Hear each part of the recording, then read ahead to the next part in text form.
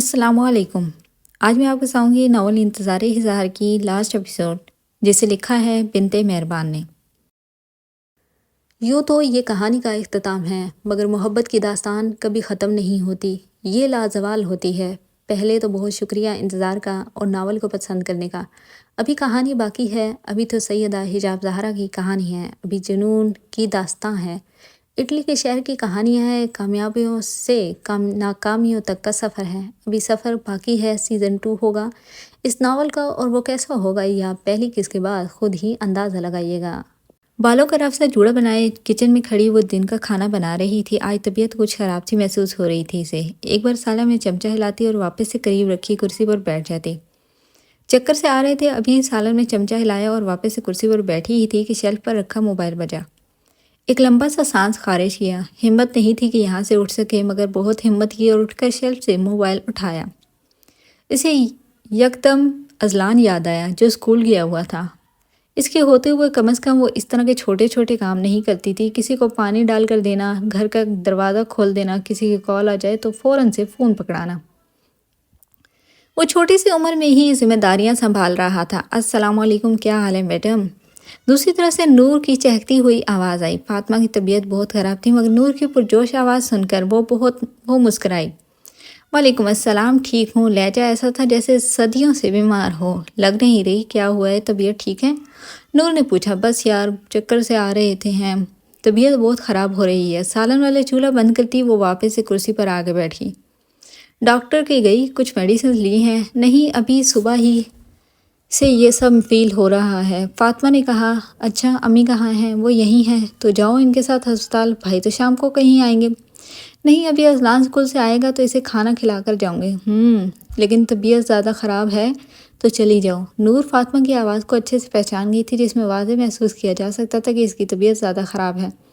کچھ دیر مزید اس سے باتیں کی، پھر صفیہ بیگم سے بات کر کے فاطمہ کو سختی سے ہسپتال جانے کی تاکید کر کے فون بند کر دیا تھا۔ یہ اللہ کا بندہ کہاں ہے؟ ذرا نظر نہیں آ رہا؟ خود سے بڑبڑائی۔ وہ اوپر کمرہ سیٹ کرنے آئی تھی، پھر امی سے بات کرنے کا دل چاہا تو فاطمہ کو کال کر لی۔ ویسے بھی اس کا تو کام ہی یہی تھا، کبھی اوپر کبھی نیچے، سارا دن وہ اوپر نیچے ہی کرتی رہتی۔ کافی دیر سے مرتضیٰ نظر نہیں آیا تھا۔ پہلے بھی جب وہ نیچے تھی تو سوچا کہ شاید وہ اوپر ہو، مگر اوپر آنے کے بعد پتہ چلا کہ وہ اوپر بھی نہیں ہے۔ پھر دوبارہ نیچے جانے والے ارادے کو کینسل کرتی وہ کمرے کی صفائی کرنے لگی تھی۔ اب تو تقریباً گھنٹہ ہونے والا تھا اسے اوپر بھی آئے ہوئے۔ وہ واپس سے نیچے آ گئی۔ نورین بیگم تو زاریان کی طرف گئی تھی۔ اسے محسوس کیا تھا جیسے جب سے زاریان کے ہاں بیٹی ہوئی ہے تب سے نورین بیگم کا لہجہ تھوڑا بدلا بدلا سا لگ رہا تھا، مگر یہ صرف اس نے محسوس کیا تھا، انہوں نے ابھی تک یہ محسوس نہیں کروایا تھا۔ کوثر باجی کچن کی طرف جاتی کوثر کو پکارا۔ جی باجی۔ وہ پیچھے مڑی۔ آپ نے میرے شوہر کو دیکھا ہے؟ کچھ بتا کر گئے ہیں کہ کہاں جا رہے ہیں؟ جی باجی جی، وہ تو باہر گیراج میں ہیں۔ گیراج میں وہاں کیا کر رہے ہیں؟ حیرت ہوئی تھی۔ پتہ نہیں باجی جی، بس ان کی بائک کی آوازیں آ رہی تھی نا، اس لیے شاید وہی ہوں۔ اچھا ٹھیک ہے، وہ کہتی دروازہ کھول کر باہر گیراج کی طرف آئی، جہاں 2 گاڑیاں کھڑی تھی اور ایک کونے پر کھڑے بائک کے بالکل قریب نیچے وہ پاؤں کے بل بیٹھا تھا، شاید بائک ٹھیک کر رہا تھا۔ وہ تو یہی اندازہ لگا سکتی تھی۔ اسے دیکھ کر بے اختیار مسکراہٹ سے چہرے پہ سری۔ وہ اس وقت انتہائی مصروف سا تھا، مکمل توجہ سے بائک کے ساتھ لگا ہوا تھا۔ وہ چلتی چلتی اس کے قریب آئی۔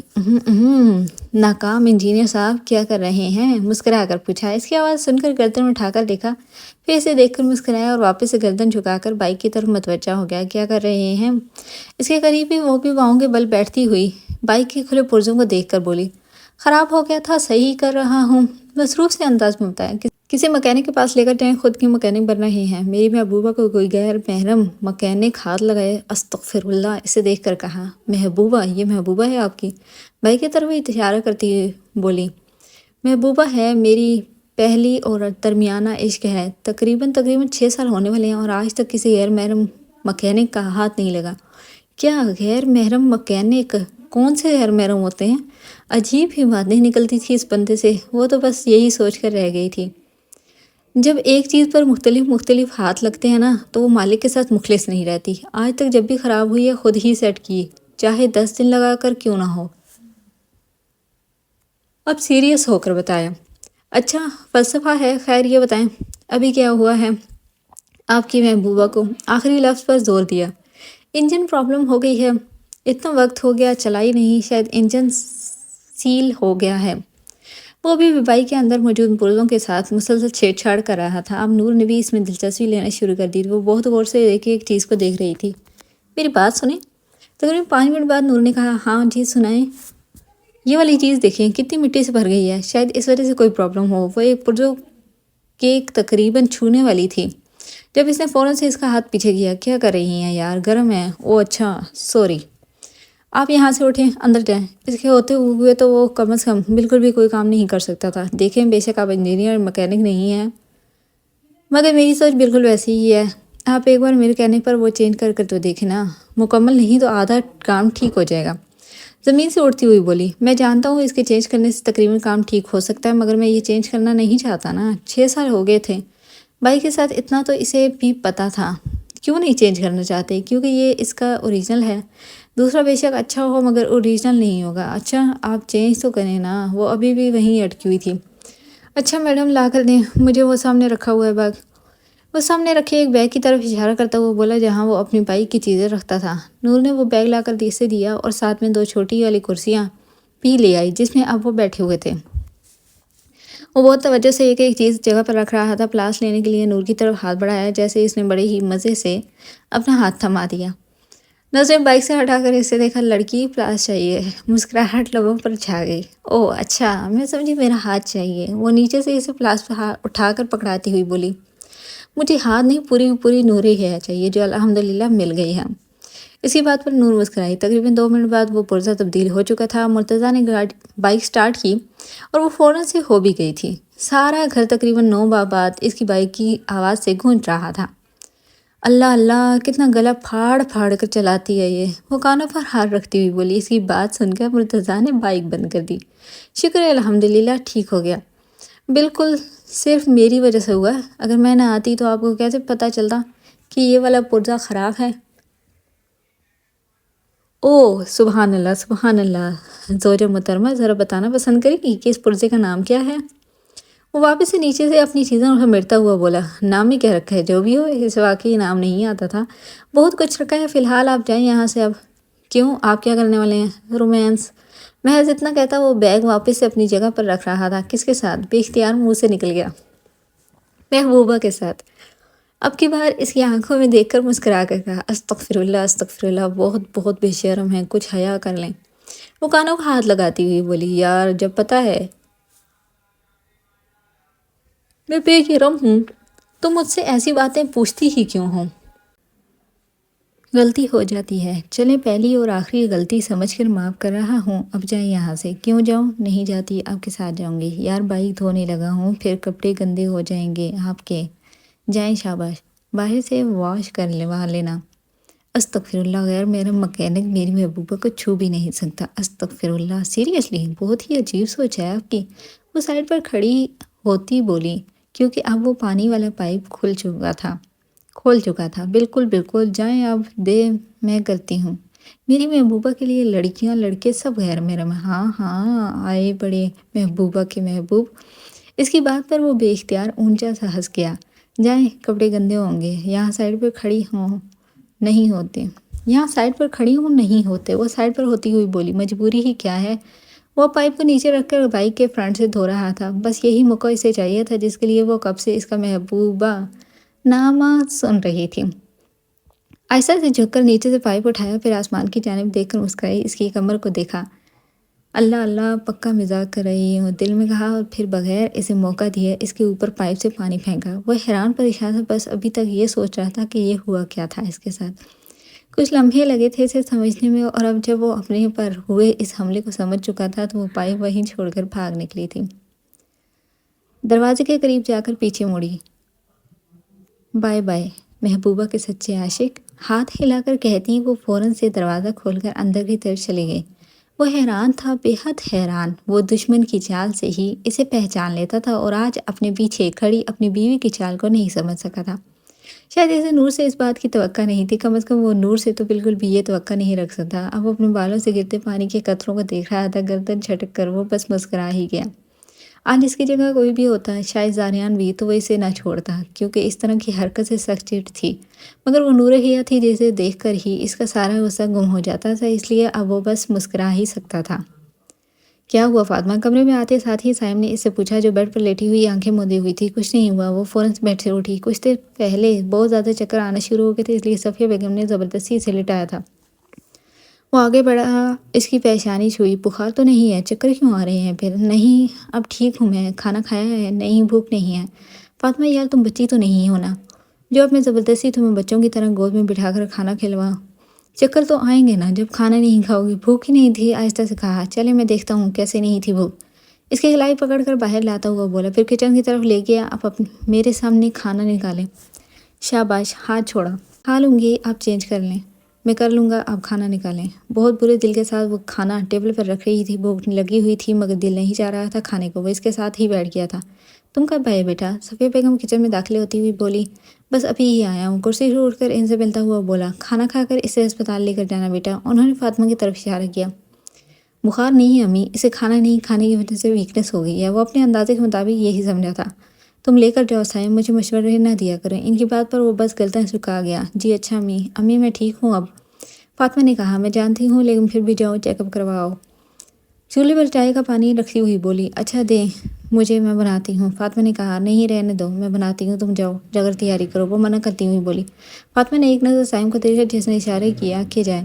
وہ کمرے میں آ گئی تھی۔ تیاری کی، صرف چادر ہی تو لینی تھی، وہ لے لی تھی۔ سائم چائے پی کر اسے لے کر ہسپتال آ گیا تھا۔ مبارک ہو سائم صاحب، آپ کی وائف امید سے ہیں۔ فائل بند کرتی ہوئی ڈاکٹر نے مسکرا کر کہا۔ سامنے کرسی پر بیٹھے سائم کا دماغ کہیں بہت دور گیا تھا، بہت دور، دبئی کا ہسپتال۔ کنگریچولیشنز مسٹر سائم، شی از پریگننٹ۔ کانوں میں آج سے تقریباً 7 سال پہلے کے جملے گونجے۔ حال اور ماضی دونوں ایک جیسے تھے، مگر فرق تھا، بہت فرق، اور یہ فرق صرف سائم فاروق سمجھ سکتا تھا۔ وہ مسکرایا، جو بھی تھا اس کی یہ مسکراہٹ خالص تھی۔ قریب بیٹھی فاطمہ کا دل بہت بری طرح سے دھڑک رہا تھا۔ آپ کی وائف نے حد درجے کی ویکنس ہے، کچھ ملٹی وٹامنس لکھ کر دے رہی ہوں، وہ دیں، اور ریگولر ڈیٹس پر ان کا چیک اپ کروانا ہے۔ وہ ڈاکٹر پرچی پر کچھ لکھتی ہوئی بولی۔ سائم نے غلطاً اسپات میں ہلائی اور قریب بیٹھی فاطمہ کو دیکھا جو نظریں جھکائی ہوئی تھی، اپنے ہاتھوں کو مسلسل مسل رہی تھی۔ سائم کی مسکراہٹ مزید گہری ہوئی۔ ڈاکٹر سے پرچی لے کر اسے خدا حافظ کہہ کر وہ اب باہر نکل آئے تھے۔ سائم نے اس کے لیے گاڑی کا فرنٹ دروازہ کھولا۔ وہ خاموشی سے بیٹھ گئی، دل ابھی بھی بہت بری طرح سے دھڑک رہا تھا، وہ ابھی بھی کچھ نہ بولے تھے۔ کچھ دور جا کر سائم نے گاڑی روکی۔ فائل دے مجھے، اس کی طرف ہاتھ بڑھا کر فائل مانگی۔ کیوں؟ بے اختیار بول گئی، جلا کر آنی ہے اس لیے۔ اس کے لب مسکرا رہے تھے۔ فاطمہ نے ایک نظر اس کے مسکراتے لبوں کو دیکھا۔ فاطمہ آپ واقعی اتنی معصوم ہیں؟ آج پہلی بار وہ اس سے یہ پوچھ رہا تھا۔ حیرت سے اسے دیکھا، کیسا سوال تھا، عجیب سا۔ بغیر کچھ کہے فائل اسے دے دی۔ وہ بھی خاموشی سے فائل سے دوائی والی پرچی نکال کر گاڑی سے باہر نکل گیا۔ اس نے کھڑکی سے پار دیکھا جہاں وہ میڈیکل اسٹور کے اندر جا رہا تھا۔ میں ذرا بھی معصوم نہیں، بس آپ کے سامنے پتہ نہیں کہاں سے معصومیت ٹپک پڑتی ہے، زبان پتہ نہیں بند ہو جاتی ہے۔ وہ دل میں سوچتی ہوئی مسکرا گئی۔ جب سے شادی ہوئی تھی تب سے ہی اس کے سامنے وہ بہت خاموش رہتی، ایک ہچکچاہٹ سی محسوس ہوتی تھی۔ کیا وہ خوش تھا اس خبر سے؟ تھا تو اظہار کیوں نہیں کر رہا؟ نہیں، وہ خوش نہیں ہے شاید۔ دماغ مسلسل اس کے گرد گھوم رہا تھا۔ وہ خوش تھا؟ سب سے بڑا سوال تھا جو اس کے دماغ میں منڈلا رہا تھا۔ وہ کچھ دیر اسی طرح شش پنج میں مبتلا رہی تھی۔ تقریباً 10 منٹ بعد وہ واپس گاڑی میں آ کر بیٹھا، دوائیاں بیک سیٹ پر رکھی، جوس کا ڈبہ اس کی طرف بڑھایا، بغیر کچھ کہے اس نے وہ لے لیا تھا۔ پیاس سے تو واقعی گلا خشک ہو رہا تھا۔ فاطمہ اب میں آپ کے کھانے پینے میں کوئی کوتاہی نہیں برداشت کر سکتا۔ پہلے معاملہ کچھ اور تھا، اور آئی ہوپ آپ سمجھ گئی ہوں گی۔ اس کے گود میں رکھے ہاتھوں کو اپنا ہاتھ رکھا۔ یہ خوشی کا اظہار تھا، پرواہ تھی، فکر تھی، کیا تھا یہ؟ دل و دماغ اس بات کی تصدیق نہیں کر سکتے۔ ہری اپ فنش اٹ۔ اس نے جوس کے ڈبے کی طرف اشارہ کیا جو ابھی بھی اس کے ہاتھ میں موجود تھا۔ بغیر کچھ کہے اس نے جوس لبوں سے لگایا۔ دل اچانک سے بہت عجیب سی کیفیت میں مبتلا ہو گیا تھا۔ بے انتہا بے حد رونے کو دل کر رہا تھا، مگر خود پر ضبط کی چادر اوڑھ کر بس خاموشی سے نظر جھکا کر وہ جوس پینے لگی۔ آج اسے کم از کم یہ رویہ نہیں رکھنا چاہیے تھا۔ ٹھیک ہے، مجھ سے محبت نہیں کرتی، نہیں پسند میں آپ کو، مگر سوچتی سوچتی اچانک اس نے اپنے گال پر کچھ بہتا محسوس کیا۔ ہاتھ بڑھا کر گال کو چھوا۔ آنسو کا ننھا سا قطرہ انگلی کی پوروں پر چمک رہا تھا۔ وہیں سے آنکھیں رگڑی، ایک لمبی سی سانس اندر کی جانب کھینچی اور پھر باہر نکالی۔ اس کے اس عمل سے صاحب نے مڑ کر اس کی جانب دیکھا۔ کیا ہوا؟ سامنے کی جانب دیکھتے ہوئے وہ پوچھ رہا تھا۔ دل چاہا چیخ چیخ کر بتائے کہ آج اس بات پر اس کا دل کرچی کرچی ہو گیا ہے، مگر صبر کیا اور خاموش رہی۔ فاطمہ کیا ہوا ہے؟ ایک اور بار اور پوچھا۔ کچھ نہیں۔ رخ دوسری جانب پھرا، اس کی جانب دیکھا جو اب کھڑکی سے پار دیکھ رہی تھی۔ کچھ ہوا ہے تو مجھ سے شیئر کر سکتی ہیں آپ۔ واپس سے نظریں سامنے کی طرف مرکوز کی۔ کیا آپ میرے ساتھ خوش ہیں؟ نہ چاہتے ہوئے بھی پوچھ لیا۔ اگر آج نہ پوچھتی تو شاید ساری زندگی یہ گلٹ رہتا۔ فاطمہ، آج جو خبر ہمیں ملی ہے اس کے بعد بھی آپ کا یہ سوال کرنا بے وقوفی نہیں ہے؟ میں واقعی بے وقوف ہوں، آپ صحیح کہہ رہے ہیں۔ میں بے وقوف ہوں جو لہجے پہچان جاتی ہوں، دھیمی سی آواز میں کہا۔ فاطمہ، ہوا کیا ہے؟ ابھی تو ٹھیک تھا سب، وہ حیرانی سے پوچھ رہا تھا۔ آپ ابھی بھی یہ پوچھ رہے ہیں کہ ہوا کیا ہے؟ آپ نے میرے دل کے ٹکڑے ٹکڑے کر دیے اور آپ پوچھ رہے ہیں کہ ہوا کیا ہے؟ آنکھیں نم ہوتی چلی گئی۔ آواز میں اب درد واضح طور پر محسوس کیا جا سکتا تھا۔ اس نے بغیر اسے کچھ کہے گاڑی سائڈ پر رکی، اس کی گود میں رکھے ہاتھوں کو اپنے ہاتھ میں لیا۔ فاطمہ، میری طرف دیکھیں۔ اس کی جھکی نظروں کو دیکھتا ہوا وہ بولا۔ نظریں جھکی رہی۔ میری طرف دیکھیں اور مجھے بتائیں کہ مجھ سے کون سی خطا ہو گئی ہے۔ تھوڑی سے پکڑ کر چہرہ اپنی جانب کیا۔ اس کا یہی نرم لہجہ تھا جو فاطمہ کی کرچیوں کی مانند بکھرے دل پر مرہم لگا دیتا تھا۔ میں نہیں جانتا کہ میں نے آپ سے ایسا کیا کہا ہے جو آپ کا دل مجھ سے خفا ہو گیا، مگر آئی ایم ریئلی سوری۔ اس کے لال ہوتے ہوئے گالوں پر لب رکھتا وہ بولا۔ دل ایک لمحے کے لیے رکا، پھر دھڑکن بحال ہوئی۔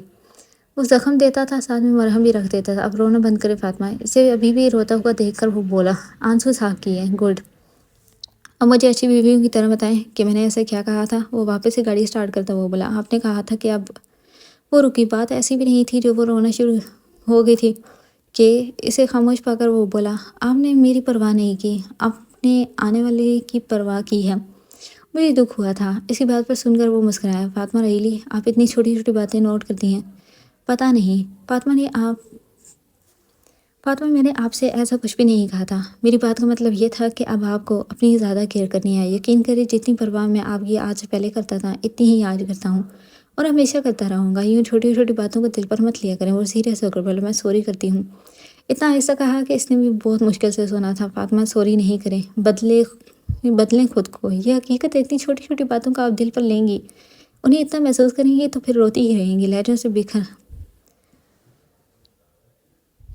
بکھرنا چھوڑ دیں، لہجوں کی گہرائی میں جانا چھوڑ دیں۔ جو کہتا ہے اسے کہنے دیں۔ آپ لہجے پڑھنا چھوڑ دیں فاطمہ، ورنہ زندگی کے ہر موڑ پر دل کرچی کرچی ہی ہوگا۔ وہ کچھ نہ بولی، بس نظریں جھکائے اسے سنتی رہی۔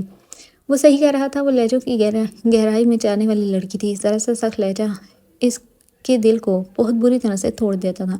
اور زیادہ رویا نہ کریں، مجھے چشمش لوگ کچھ پسند نہیں۔ وہ مسکرا کر کہہ رہا تھا۔ حیرانی سے اسے دیکھا یہ اتنا شوخ مزاج صاحب نے اس کے ساتھ کیا تھا، حیرانی ہوئی تھی۔ آج تک اس نے اسے اس طرح کی مذاق نہیں کیا تھا، آج کیا تو حیرانگی ہوئی تھی۔ بیک گراؤنڈ سے ٹیک لگائے وہ مسلسل اسے ہی دیکھ رہی تھی جو چکی بیک گراؤنڈ کے ساتھ لگا کر گود پہ لیپ ٹاپ رکھ کر کام کر رہا تھا۔ صبر کی بھی حد ہوتی ہے، پچھلے 1 گھنٹے سے صبر ہی کر رہی تھی۔ آپ ایک کام کیا کریں، اسے دیکھ کر کہا مصروف سے انداز میں بولا۔ آپ نہ یا تو آیا ہی نہ کریں اور اگر آ جاتے ہیں نا تو یہ منحوس شے مت ساتھ لایا کریں۔ وہ اس کے لیپ ٹاپ کی طرف اشارہ کرتی ہوئی بولی۔ اس کی بات پر وہ بے اختیار مسکرایا۔ دنیا کی 80% بیویاں لیپ ٹاپ کی دشمن ہیں اور 80% میں آپ کا نمبر اول ہے۔ میرے بس میں ہو نا تو وہ سامنے دیوار سے اسے پٹخ دوں۔ کام ہوتے ہیں یار، شوق سے تھوڑی نہ بیٹھا ہوں۔ کام ہوتے ہیں تو وہیں رکھ کر آیا کریں نا۔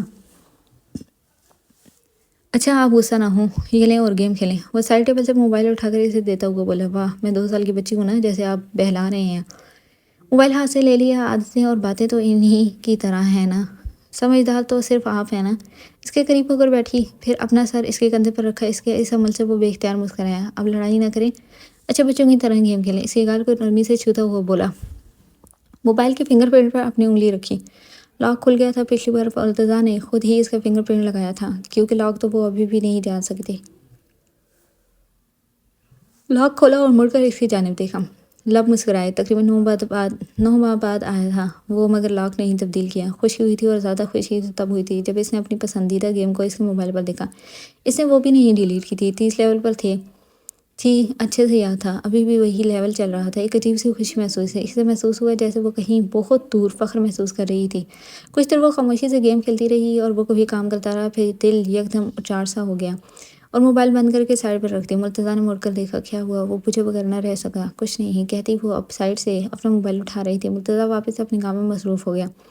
نور نے واٹس ایپ آن کیا جہاں فاطمہ کے نمبر سے ایک تصویر آئی ہوئی تھی۔ جلدی سے تصویر اوپن کی جہاں ایک چھوٹے سے کیوٹ سے بچے کی تصویر بھیجی گئی تھی اور ساتھ میں لکھا تھا، تو پھر پھوپھو تیار ہیں؟ یکدم سے اسے سمجھ آ گئی تھی۔ مسکراہٹ گہری ہوتی چلی گئی تھی۔ ٹائم دیکھا، 12 بج چکے تھے۔ اس وقت تو سو گئی ہوگی، صبح کال کروں گی سوچا اور میسیج ٹائپ کیا۔ بہت بے صبری سے انتظار ہے، لکھ کر بھیج دیا اور تصویر ایک بار پھر دیکھی۔ دل کہیں بہت دور ڈوب سا رہا تھا۔ یہ کتنا کیوٹ ہے نا، اسے دکھایا جو کام میں مصروف تھا، مگر اسے پکارنے پر مڑ کر اسے دیکھا اور پھر موبائل کو دیکھا جہاں ایک چھوٹے سے بچے کی تصویر تھی۔ ہاں مگر آپ سے کہا بچے زیادہ کیوٹ ہوتے ہیں۔ اس کے لہجے میں کچھ تھا جو مرتضیٰ نے بخودی بھی نوٹس کیا تھا۔ نہیں فوجی زیادہ کیوٹ ہوتے ہیں۔ آپ میری بات کو مذاق میں کیوں اڑا رہے ہیں؟ وہ اب چڑھ کر بولی، میں کب بنا رہا ہوں آپ کا مذاق؟ اس کی جانب دیکھا، میں کب سے آپ سے کیا کہہ رہی ہوں اور آپ کب سے میری بات کو کبھی مجھ پر لے آتے ہیں تو کبھی خود پر۔ وہ خاموش رہا، پھر کچھ چیز لیپ ٹاپ پر انٹر کی اور لیپ ٹاپ شٹ ڈاؤن کر کے سائڈ پر رکھا۔ اسے اپنے ساتھ لگایا۔ نور حیا جو بات آپ کہہ رہی ہیں نا، وہ نام امیدی کے سوا کچھ بھی نہیں ہے۔ آپ کو نہیں اندازہ میری فیلنگز کا۔ لہجہ اب نم تھا۔ مجھے شاید واقعی نہیں اندازہ آپ کے احساسات کا، مگر مجھے اتنا یقین ہے، ضرور ہے، کہ ہر مشکل کے ساتھ ہی آسانی ہے۔ سو ایزی ہو جائیں اور دعائیں مانگیں۔ میں بہت دعائیں مانگتی ہوں، مزید مانگیں اور مانگتی ہیں، ایک نہ ایک دن تو ہو جائیں گی نا قبول، انشاءاللہ، کہتی آنکھوں میں آئی نمی صاحب کی۔ گڈ، بس ویسے ہی ایموشنل سی کریٹ کر دیتی ہیں آپ بس ہمیشہ ایسے ہی رہنا، کبھی مت بدلنا۔ جذبات سے کہتی اس کے سینے پر سر رکھا بے اختیار وہ مسکرایا۔ وہ بدلنے کی بات کر رہی تھی، وہ اسے دیکھ کر اپنا آپ بھول جاتا تھا۔ بدلنا تو کہیں بہت دور کی بات تھی۔ کب سے اس کا انتظار کر رہی تھی۔ آج حاشر کی نائٹ ڈیوٹی تھی، جس وجہ سے شال ابھی 12 بجے بھی اس کا انتظار کر رہی تھی۔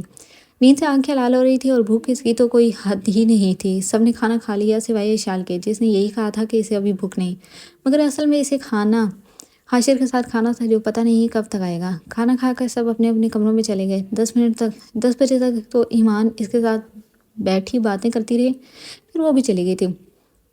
پیچھے اس نے کچھ دیر سدرا سے فون پر بات کی، وہ بھی کچھ دیر کر کے بند کر دی۔ بیٹھ کے تکیے پر سر رکھے ہوئی تھی، ٹانگیں بیڈ سے نیچے لٹک رہی تھی۔ بیٹھے بیٹھے ہی اس نے سر تکیے پر رکھا تھا، آنکھیں زور سے بھیجی۔ کچھ لمحے گزرے، بس حد ہو گئی تھی صبر کی۔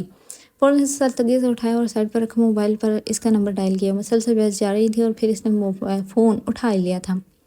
السلام علیکم۔ حاشر نے سلام کیا۔ وعلیکم السلام، کہاں پر ہیں؟ اسی زمین پر ہی، مسکرا کر کہا۔ اپنے گھر کی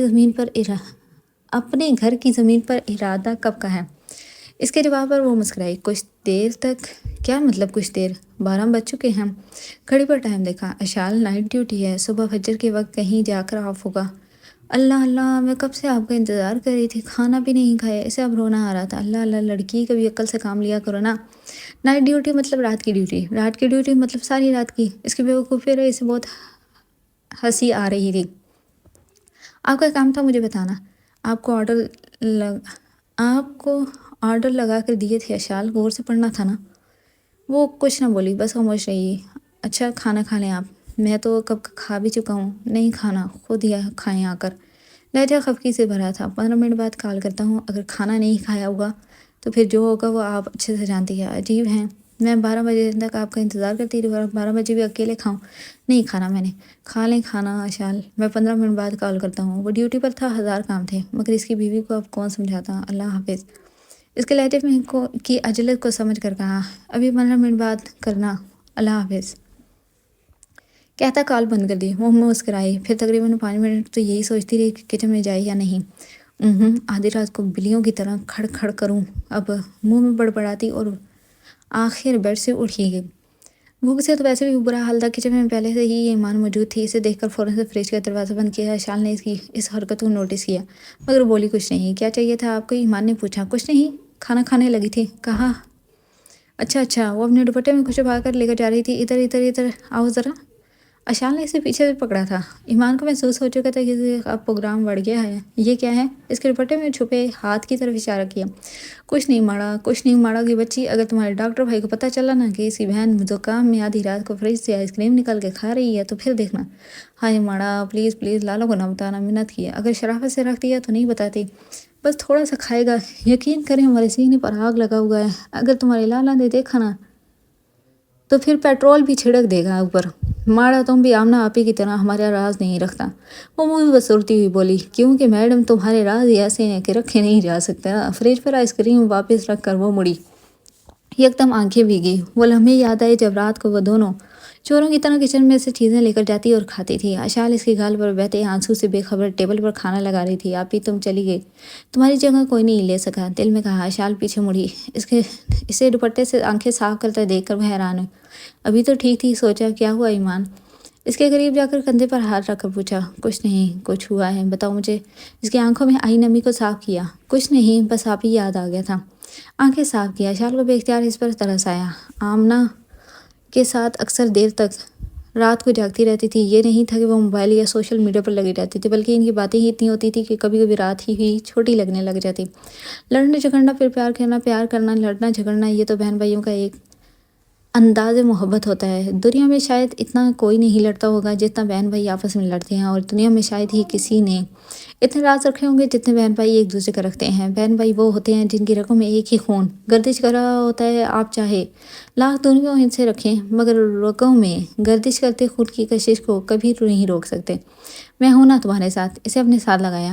آپ ہیں تو شاید اسی لیے ہی تو ہم کو صبر آ گیا، ورنہ آپ ہی کے بغیر ہمارا سانس لینا مشکل تھا۔ آپ ہی چلا گیا تو یہ محسوس ہوتا تھا جیسے ہمارا دل کسی نے نکال لیا ہو۔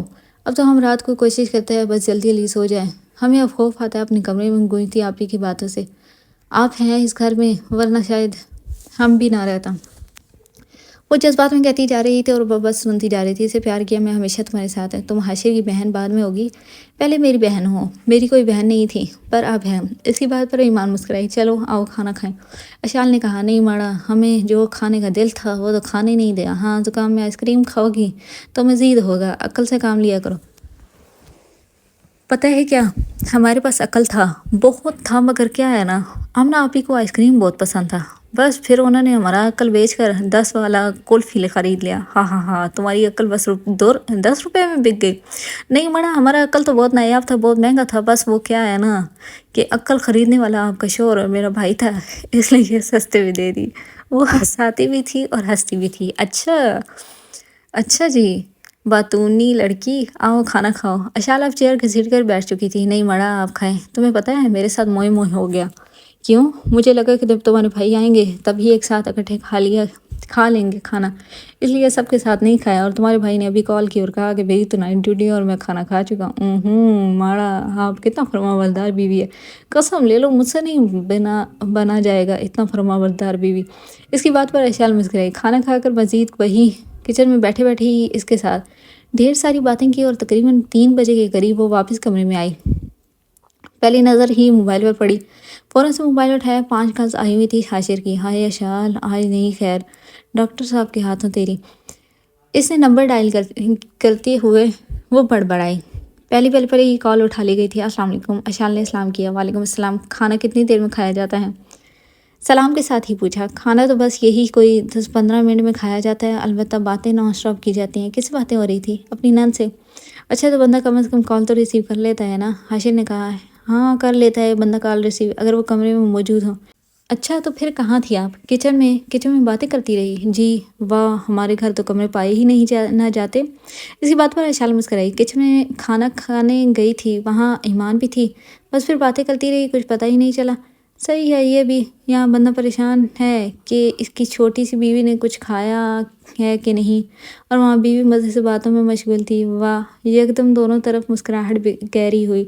چھوٹی سی تو نہیں ہوں میں، حرکتیں ویسے ہی ہے نا، بچوں جیسی۔ خیر میں نماز پڑھ کر آؤں گا، سو جائیں کچھ دیر۔ اوکے، بہت شدید نیند آئی ہے، اللہ حافظ۔ اللہ حافظ۔ کال ڈسکنیکٹ کی۔ اشال خان سکون روح بن چکی تھی حاشر خان کی۔ زندگی لاکھ مشکلات سے گزرے، مگر صبر کا دامن نہیں چھوڑنا چاہیے۔ ہر آزمائش میں صبر وہ ہے جو آپ کو اللہ تعالیٰ سے جوڑ دیتا ہے۔ اللہ آپ کے صبر کا صلہ ضرور دیتا ہے، بس ہمیں صبر سے کام لینا چاہیے۔ زاریان اٹھو یار، وہ اسے تقریباً جھنجھوڑتی ہوئی بولی۔ وہ ویسے بھی فوراً سے ہی اٹھ جاتا تھا، اور آج تو اس کے اس طرح اٹھانے پر تو وہ واقعی ڈر کر اٹھا تھا۔ ٹائم دیکھو، صرف 15 منٹ ہیں 9 بجنے میں۔ سدرا نے کہا۔ گھڑی میں ٹائم دیکھا، آج تو میٹنگ بھی تھی۔ اف سدرا یار، آج نہیں لیٹ ہونا تھا، وہ کہتا پاس بلینکٹ میں کور زرناب کو پیار کرتا بیڈ سے اٹھا۔ میری پتہ نہیں آج آنکھ ہی نہیں کھلی، لہجے میں شرمندگی تھی۔ اٹس اوکے، کب آئی تم؟ صبح 6 بجے، کہتی وہ الماری کی طرف بڑھی۔ جواباً زاریان بس گردن ہلاتا واش روم چلا گیا۔ 3 ماہ ہو گئے تھے ایکسیڈنٹ کو، اب مکمل ٹھیک ہو چکا تھا وہ، اس لیے اب آفس جانا شروع کر دیا تھا۔ سٹرا دن کو گھر پر رہتی تھی اور رات کو نائٹ ڈیوٹی ہوتی تھی اس کی۔ وجہ زلناب تھی، جسے وہ کسی صورت بھی ملازمہ کے حوالے نہیں کر سکتی تھی۔ دن کو وہ اسے سنبھال لیتی اور رات کو زاریان۔ زندگی اتنی مصروف ہو گئی تھی کہ اب سر کھود جانے کی بھی فرصت نہیں تھی، لیکن ان مصروفیات میں وہ مطمئن تھی۔ جیسے جیسے زلناب بڑی ہوتی جا رہی تھی ویسے ویسے ہی اس سے محبت بھی بڑھتی جا رہی تھی۔ سو جانا، اچھا، اسے اپنے ساتھ لگاتا ہوا وہ بولا۔ ہاں بس تھوڑی دیر تک سو جاؤں گی۔ زاریان نے پہلے سدرا کی باہوں میں موجود زلناب کو پیار کیا، پھر اسے پیار کر کے وہ آفس کے لیے نکل گیا تھا۔ چلو اب ہم اپنا بریک فاسٹ کرتے ہیں۔ اس کے گال پر چومتی وہ اندر کی طرف آئی۔ زندگی دونوں کی بہت مصروف تھی، مگر اس مصروفیات میں آمنہ آج بھی موجود تھی۔ کبھی کوئی ایسی چیز آنکھوں کے سامنے آ جاتی جو آمنہ کی یاد آ جاتی تھی۔ وہ یہاں اس گھر میں موجود نہیں، مگر وہ یہاں کے رہنے والوں کے دلوں میں ہمیشہ سے موجود رہے گی۔ سیاہ رنگ کے دوپٹے سے سر کو اچھے سے کور کیے جائے نماز پر بیٹھی وہ مسلسل دعائیں مانگ رہی تھی۔ اللہ، یا اللہ پاک، آپ نے آج تک میری دعاؤں پر کن فرمایا، یا اللہ ایک بار اور فرما دے۔ یا اللہ پاک، مجھے نیک اور صالح اولاد عطا کر دے۔ یا اللہ پاک، میں صرف تجھ سے ہی مانگتی ہوں۔ یا اللہ پاک، میں جانتی ہوں ایک تیری ہی ذات ہے جو میری ساری دعاؤں پر کن فرماتی ہے۔ یا اللہ میری دعا پر کن فرما دے، مجھے نیک اولاد سے نواز دے۔ یکدم اس کے رونے پر شدت آ گئی تھی۔ یا اللہ پاک، آپ جانتے ہیں مجھے آج تک کسی نے بھی کوئی طعنہ، کوئی بات نہیں کہی، مجھے کبھی کسی نے بھی نہیں بے اولادی کا طعنہ نہیں دیا، مگر اللہ آپ جانتے ہیں لوگ ہوتے ہیں لفظوں سے زیادہ لہجوں سے محسوس کروا دیتے ہیں۔ یا اللہ آپ سب جانتے ہیں۔ یا اللہ میری دعائیں سن لے، مجھ پر رحم فرما۔ یا اللہ مجھ پر اپنا کرم فرما۔ یا اللہ مسلسل وہ روتی ہوئی اب سجدے کی حالت میں چلی گئی تھی۔ یا اللہ میرا حال دل آپ کے سامنے ہے۔ وہ ہر نماز کے ساتھ، ہر دعا میں، ہر لمحے اللہ سے مانگتی تھی۔ ہاں ٹھیک ہے، ایسے کبھی نورین بیگم یا حیا صاحب نے کچھ نہیں کہا تھا، مگر وہ لہجوں کو سمجھ سکتی تھی۔ حیا صاحب تو ٹھیک تھے، مگر نورین بیگم کبھی کبھی اپنے لہجے سے اسے محسوس کروا دیتی تھی۔ وہ خاموشی سے برداشت کر بھی لیتی تھی، کیونکہ وہ اس شخص کی ماں تھی جس نے آج تک اسے صرف اتنا ہی کہا تھا کہ بس دعائیں مانگے، ایک دن قبول ہو جائیں گی۔ شادی کے 2 سال بعد بھی اولاد نہ ہونا عورت کے لیے کتنی بڑی آزمائش ہے، یہ صرف وہی عورت جان سکتی ہے جو اس آزمائش سے گزری ہو۔ لوگ بے شک آپ کو طعنے نہ دیں، مگر ان کے لہجے دل چیر دیتے ہیں۔ اللہ کے آگے خوب گڑ گڑا کر وہ اب جائے نماز سے اٹھی، جائے نماز طے کر کے عادتاً وہیں صوفے کی پشت پر ہی رکھ دی، آنسو صاف کیے۔ ایک بار موبائل دیکھا جہاں کچھ بھی نہیں تھا، بند ہوتے دل کے ساتھ وہ موبائل ساتھ لے کر نیچے آ گئی۔ لاؤنج سے کسی کی باتوں کی آواز آ رہی تھی۔ آگے گئی تو سامنے ہی نورین بیگم کسی سے فون پر بات کر رہی تھی۔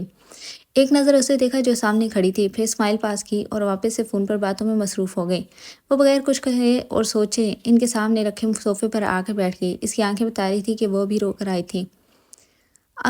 اگر ان آنکھوں میں بسنے والا شخص انہیں دیکھتا تو شاید اس کی روح تک کانپ اٹھتی، مگر وہ آج یہاں نہیں تھا، اس لیے اسے مکمل آزادی تھی ان آنکھوں پر ستم ڈھانے کی۔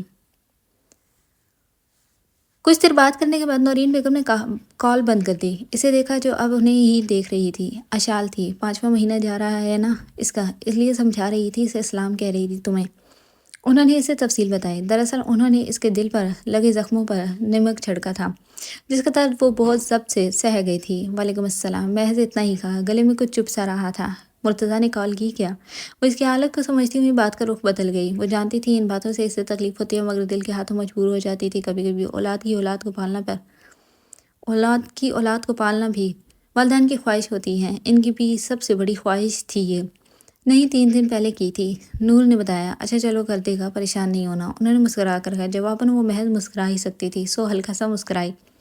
مہندی کی تقریب ختم ہو چکی تھی، وہ اب کمرے میں اپنے بیڈ پر بیٹھی کانوں سے جھمکے اتار رہی تھی۔ آنکھیں نیند کے باعث لال سرخ ہو چکی تھیں۔ گھر والے اس کی پریگنینسی کی وجہ سے اتنا کام تو نہیں کرنے دیتے تھے، مگر پھر بھی وہ ہاتھ پر ہاتھ رکھ کر تو نہیں بیٹھ سکتی تھی، اس لیے تھوڑا بہت کام کر دیتی۔ آخر اکلوتی بہو تھی، اصل ذمہ داریاں تو اسی نے ہی سنبھالنی تھی۔ لڑکے والوں سے کہا تھا کہ کچھ ماہ ڈیلے کر دیتے ہیں شادی، مگر انہوں نے یہی کہا کہ ہم جلد از جلد اپنی بیٹی کی شادی کر کے واپس اپنے ملک جانا چاہتے ہیں۔ بس پھر کیا، آج ایمان فاطمہ کے ہاتھ بھی پیلے ہو چکے تھے۔ آج اس موقع پر ایمان کو آمنہ یاد آ گئی۔ یہی وہ موقع ہوتا ہے جہاں اپنے بچھڑے ہوئے پیارے بے حد یاد آتے ہیں، جب سب اکٹھے ہوتے ہیں اور درمیان میں سے ایک پیارا بندہ نہیں ہوتا تو دل کٹ جاتے ہیں۔ اشال نے بہت کوشش کی وہ اس سامنے کی کمی محسوس نہ ہونے دے، مگر پھر بھی جانے والوں کی کمی تو کوئی بھی پوری نہیں کر سکتا، وہ تو تاحیات دل میں رہتے ہیں۔ وہ بھی کمرے میں اکیلی ہی تھی، حاشی شاید باہر تھا۔ جیولری وغیرہ سے فارغ ہو کر وہ اب اپنے سادہ سے کپڑے لے کر ڈریسنگ روم میں چلی گئی۔ واپس آئی تو حاشر اپنی واچ اتار کر سائڈ ٹیبل پر رکھ رہا تھا۔ اسے دیکھ کر مسکرایا، میری بیگم تھک گئی ہے؟ حاشر نے اسے پوچھا جو اب اس کے اس سوال پر مسکرا رہی تھی۔ نہیں تھکی نہیں ہوں، بس نیند آ رہی ہے۔ اوکے آرام کریں، سو جائیں۔ اس کے گال کو چھوتا ہوا وہ کہہ کر واش روم کی جانب چلا گیا۔ ساری تھکاوٹ نیند ریت کی مانند اڑ جاتی ہے جب کوئی احساس کر دیتا ہے۔ عورت کی تھکاوٹ اتارنے کے لیے محض خوبصورت چند بول ہی کافی ہیں۔ حاشر اس کا احساس کر کے گیا تھا، بس اسی لمحے اس کی ساری تھکاوٹ اتر گئی تھی اور وہ سکون سے نیند کی آغوش میں چلی گئی تھی۔ صبح کا سورج طلوع ہونے کی دیر تھی، ہر طرف افراتفری تھی۔ کسی کو کچھ نہیں مل رہا تھا تو کسی کو کچھ اور، دائیں بائیں اوپر سے ہر طرف سے اشال بھابھی، اشال آپی، اشال بیٹی، بہو بیٹی کی ہی آوازیں لگ رہی تھی۔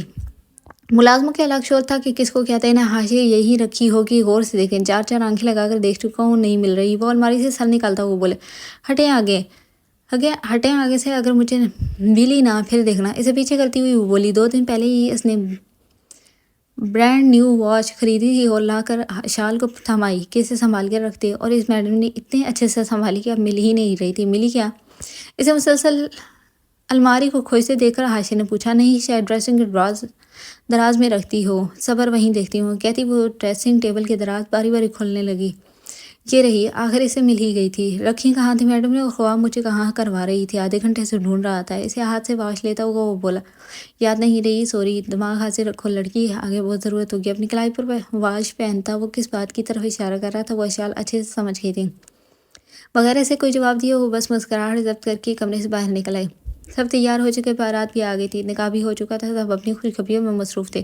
اسفندیار خان اپنی 1 سالہ نواسی کا تعارف اپنے ایک ایک رشتہ دار سے کروا رہے تھے۔ سب کو بتا رہے تھے کہ یہ ان کی بڑی بیٹی کی بیٹی ہے۔ ہر کوئی اس سے ملتا تو یہی کہتا کہ یہ آمنہ کی کاپی ہے۔ وہ واقعی آمنہ کی کاپی ہی تھی۔ اس کی جیسی سفید چمکتی رنگت، دونوں سائڈ پر پڑتے ڈمپلز، وہ ہر چیز پر آمنہ پر ہی گئی تھی، مگر آنکھیں اس کی اپنی ماں پر گئی تھیں۔ سیاہ چمکتی آنکھیں اور ان پر سجی گہری پلکیں۔ اس کی پلکیں بہت بڑی اور گہری تھی، زاریان سے بھی زیادہ بڑی اور گہری۔ کبھی کبھی سرا ہمیشہ اسے دیکھ کر سوچتی کہ اتنی مکمل اور خوبصورت لڑکی تو محض کہانیوں میں ہوتی تھی، مگر جب گود میں اٹھائی اپنی بیٹی کو دیکھتی تو دل گواہی دیتا تھا کہ حسن محض کہانیوں میں ہی نہیں، حقیقت میں بھی ہے۔ وہ سب کے ساتھ بہت جلدی گھل میں جاتی تھی، سب کے ساتھ کھیلتی تھی، مگر کھانا وہ صرف سدرا کی گود میں ہی بیٹھ کر کھاتی تھی۔ زاریان کے پاس بھی وہ بس کبھی کبھی کھا لیتی، لیکن زیادہ تر سدرا ہی کے پاس کھاتی تھی۔ ابھی بھی وہ اپنے نانا کے ساتھ سارے خاندان سے مل کر سدرا کی گود میں بیٹھی تھی۔ زرناب جلدی سے یہ فنش کرو، پھر خالہ کے پاس لے کر جاؤں گی۔ کب سے اسے دودھ پلانے کی کوشش کر رہی تھی، مگر نہیں، زرناب میڈم کو تو ابھی اچھلنا تھا، سو وہ اچھل کر پاس بیٹھی اشال کا دوپٹہ کھینچ رہی تھی۔ ہائے سدرا! اشال کی آواز پر مڑ کر سدرا نے اسے دیکھا، جہاں اس کی چھوٹی سی شرارتی بیٹی اپنی سگی پھوپھو کے کان کو کھینچ رہی تھی۔ سدرا نے فوراً سے اسے پیچھے کیا، دراصل اسے اشال کے وہ جملے اچھے لگے تھے۔ گندی بچی، پھوپھو کو مار رہی ہو؟ سدرا نے کہا۔ اس کے اس طرح کہنے کی دیر تھی، زرناب اپنے 2 ڈمپلز کی نمائش کرتی کھلکھلا کر ہنسنے لگ گئی تھی۔ لکھوا لو سدرا، اس نے آج دودھ نہیں پینا ہے، اسے ایمان سے ملوا لاؤ، بہت بار وہ پوچھ چکی ہے، اب خود اٹھ کر آ جائے گی۔ اشال زرناب کے چہرے پر سجی شرارت کو دیکھ کر بولی، مجھے بھی یہی لگ رہا ہے، سدرا نے کہا۔ پھر اسے لے کر وہ ایمان سے ملوانے لے آئی۔ زرناب کو دیکھنے کی دیر تھی، ایمان کا سارا ضبط ٹوٹ گیا اور اسے سینے سے لگا کر وہ بہت بری طرح سے رونے شروع ہو گئی تھی۔ ایمان اکثر اسے چھوٹی آمنہ کہہ دیتی تھی اور آج اپنی چھوٹی آمنہ کو دیکھ کر ضبط کرنا مشکل ہو گیا تھا۔ اسے بہت مشکل سے اشال اور سدرا نے چپ کروایا تھا۔ رخصتی کے وقت بھی وہ بے حد روئی تھی، اور آج تو پہاڑ سا مضبوط دل رکھنے والے اسفندیار خان کی آنکھیں بھی نم ہوئی تھی۔ جب سے آمنہ گئی تھی تب سے ان کا دل نرم ہو چکا تھا۔ کچھ چیزیں ایسی ہوتی ہیں جو ہمارے جانے کا انتظار کر رہی ہوتی ہیں، جیسے ہی ہم چلے جاتے ہیں ان کی تکمیل ہو جاتی ہے۔ آج ان کے آنگن سے آخری چڑیا بھی اڑ گئی تھی۔ بیٹیاں تو چڑیوں کی مانند ہوتی ہیں جو چہچہاتی ہی اچھی لگتی ہیں، بس وقت ساتھ دینے والے ہوں تو ہر بیٹی کھلکھلاتی ہے۔ بس کر دو بیٹا، واپس آ کر باقی کا پیار کر لینا، فاطمہ نے اذلان سے کہا، جو کب سے اپنی باہوں میں موجود گلابی کمبل میں لپٹی اپنی ڈول کو پیار پر پیار کر رہا تھا۔ سائم کئی دفعہ گاڑی کا ہارن بجا چکا تھا، مگر اذلان صاحب اس وقت بے حد مصروف تھے اپنی ڈول کے ساتھ۔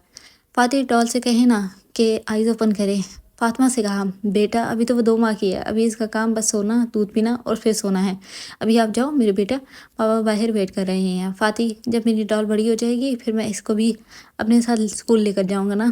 میں فاطمہ کو پکڑاتے ہوئے وہ اس سے بولا جی میرے بیٹا آپ ہی تو لے کر جاؤ گے، جھک کر اس کے گال چومے، میں لے کر جاؤں گا بیکاز میں اپنی ڈال کا سپر مین ہوں گا نا۔ جی میرے بیٹے اب جاؤ ورنہ باہر گاڑی میں جو سپر مین آپ کا ویٹ کر رہے ہیں نا وہ آفس سے لیٹ ہو رہی ہے۔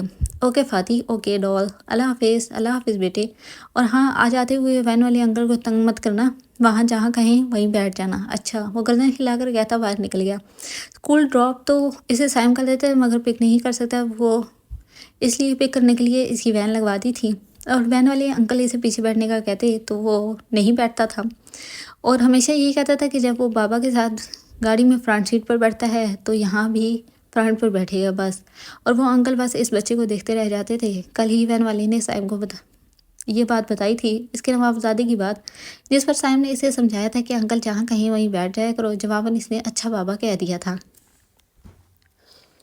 فاطمہ بعد میں بنا لینا کھانا، پہلے ایمن کو دودھ بنا کر دوں۔ صفیہ بیگم نے فاطمہ سے کہا جو اذلان کے اسکول سے آنے سے پہلے جلدی جلدی کھانا بنا رہی تھی۔ اچھا امی بس بنا رہی ہوں، کہتی وہ سالن والے چولہے کی آنچ ہلکی اور دودھ بنانے لگ گئے۔ 5 منٹ بعد وہ دودھ والے فیڈر لے کر باہر لانچ پہ آئے۔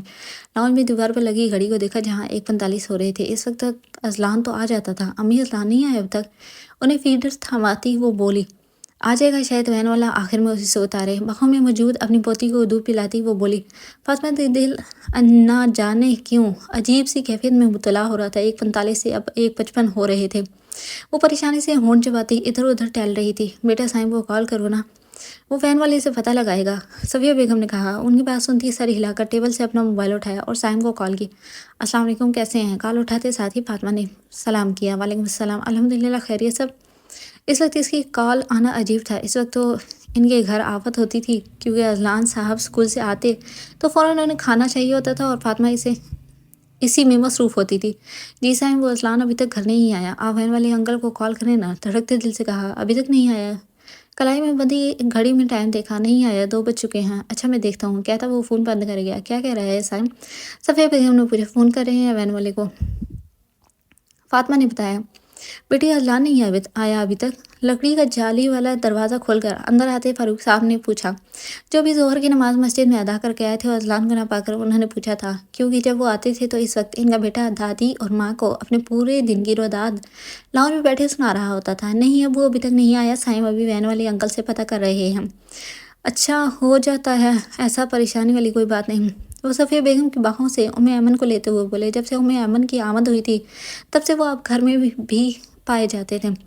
ایمن کا نام ہی انہوں نے یہی رکھا تھا۔ وہ اکثر یہی کہتے تھے کہ ایمن نہیں، نور حیا سے بھی زیادہ عزیز ہے، جس پر نور انہیں یہی کہتی تھی کہ ابو آپ نے تو بڑی جلدی ہی پارٹی بدل لی۔ جواباً وہ بس مسکرا جاتے۔ تقریباً 5 منٹ بعد ٹیبل پر پڑا موبائل بجا، سائم کی کال تھی۔ فاطمہ نے فوراً سے فون اٹھایا۔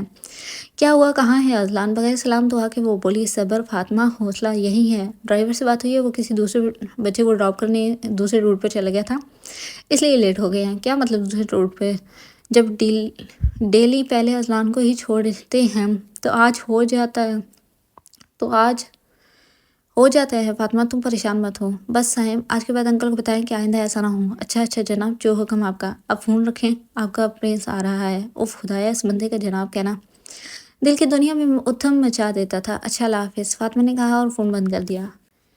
کیا کہہ رہا سائم؟ فاروق صاحب نے پوچھا۔ یہی کہ وین والے انکل کسی دوسرے بچے کو اتارنے دوسرے روٹ پہ چلے گئے تھے، آ رہے ہوں گے۔ اس نے بتایا۔ ہو جاتا ہے، وین والے اکثر کر جاتے ہیں۔ انہوں نے کہا جی ابو کیا میں پہلے نماز پڑھ لوں یا پھر پہلے کھانا لگاؤں؟ ٹیبل پر فون رکھتی اس نے پوچھا۔ نہیں بیٹا، پہلے نماز پڑھ لو، کھانا تو ہم اپنے بیٹے کے ساتھ کھائیں گے، نماز پڑھو وہ پہلے ہے۔ فاروق صاحب نے کہا جی ابو، کہا اور کمرے میں چلی گئی۔ نماز پڑھ کے بہت دعائیں مانگی، پتہ نہیں دل ابھی بھی ویسے ہی پریشانی میں مبتلا تھا۔ 2:45 ہو گئے تھے، نماز بھی وہ پڑھ چکے تھے مگر اذلان کا ابھی تک بھی کوئی نام و نشان نہیں تھا۔ اس نے ایک بار پھر سے سائم کی کال کی، جس پر سائم نے حیرت سے فاطمہ سے پوچھا تھا کہ کیا واقعی اذلان نہیں آیا؟ سائم نے ایک بار پھر سے وین والے کو کال کی، جس کا جواب سن کر اسے اپنا سانس بند ہوتا ہوا محسوس ہوا تھا۔ اذلان کو تو وہ گھر چھوڑ آیا تھا 2:25 پر ہی، اب تک گھر نہیں آیا، یہ اس کی ذمہ داری نہیں۔ سائم نے دوبارہ کال کرنے کے بجائے پولیس اسٹیشن کال کی تاکہ اس وین والے کا دماغ سیٹ کر سکیں۔ شام کے 4 بج چکے تھے، وہ آفس سے بھی آ گیا تھا، ہر جگہ پتہ کروا لیا تھا مگر ارسلان کہیں نہیں تھا۔ وین والے کو بھی پولیس والوں نے بہت تفتیش کی، جس کی ہر بات پر یہی تھا کہ وہ اس نے ارسلان کو گھر کے گیٹ کے سامنے اتارا تھا۔ پولیس والوں نے اسے لاکر میں رکھا تھا کہ جب تک بچہ نہیں ملتا تب تک وہ وہیں رہے گا۔ وہ بیچارہ غریب آدمی تو بے گناہ کی سزا کاٹ رہا تھا، اس نے تو خود ارسلان کو گھر کے سامنے اتارا تھا، اب اسے کیا معلوم کہ وہ وہاں سے کہاں گیا تھا۔ فاطمہ کا رو رو کر الگ برا حال تھا، اب تو نور اور سدرہ بھی وہیں آ گئی تھی۔ سدرہ نے زاریان سے بھی کہا تھا کہ وہ کچھ کرے۔ زاریان نے شہریار کو کال کر کے ساری بات بتائی، اب یہ کہ شہریار دیکھ رہا تھا۔ پولیس والے پوری ایمانداری سے ارسلان کی تلاش میں تھے۔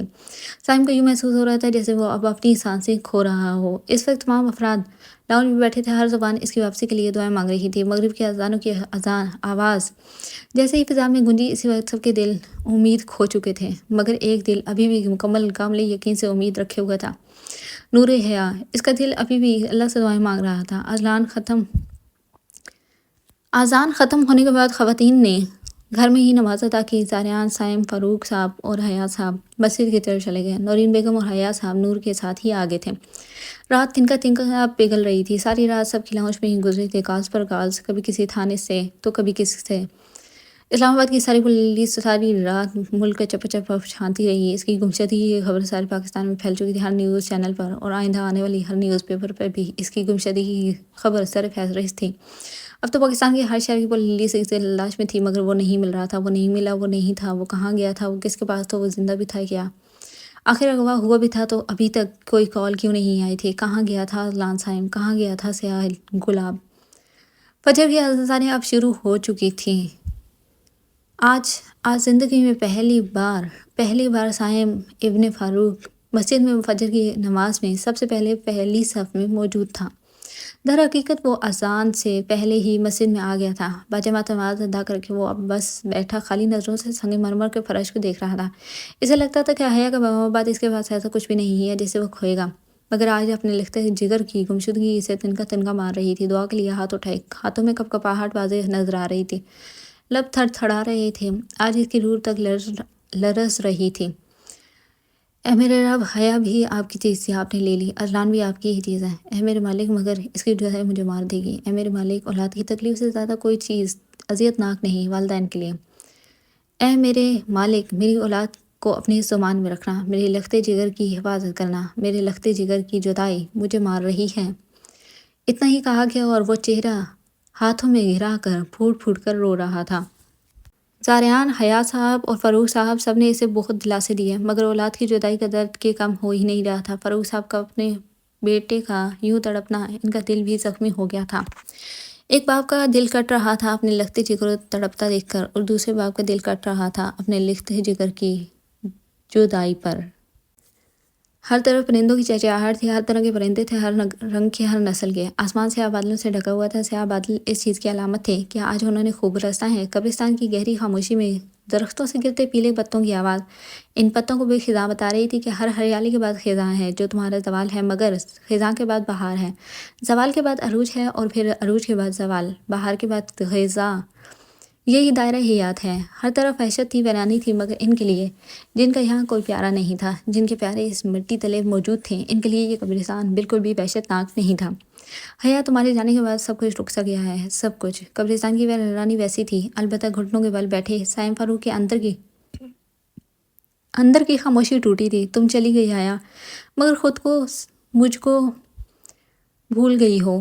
زکام زدہ آواز سے یہ الفاظ ادا کیے۔ وقت تو چل رہا ہے، دیکھو سب چل رہا ہے نا، وقت تھما نہ ہی میری سانسیں تھمی، سب چل رہا ہے، سب کچھ، بس سائم پیچھے رہ گیا ہے، وہ ہر چیز میں پیچھے رہ گیا ہے۔ وہ اس سے یہی کہتا جا رہا تھا، اس چیز کی پرواہ کی بغیر کہ وہ سن رہی ہے کہ نہیں۔ نہ جانے میری قسمت میں ایسا کیوں لکھا تھا کہ پہلے تمہیں کھو دیا اور اب اپنی قیمتی اثاثے کو۔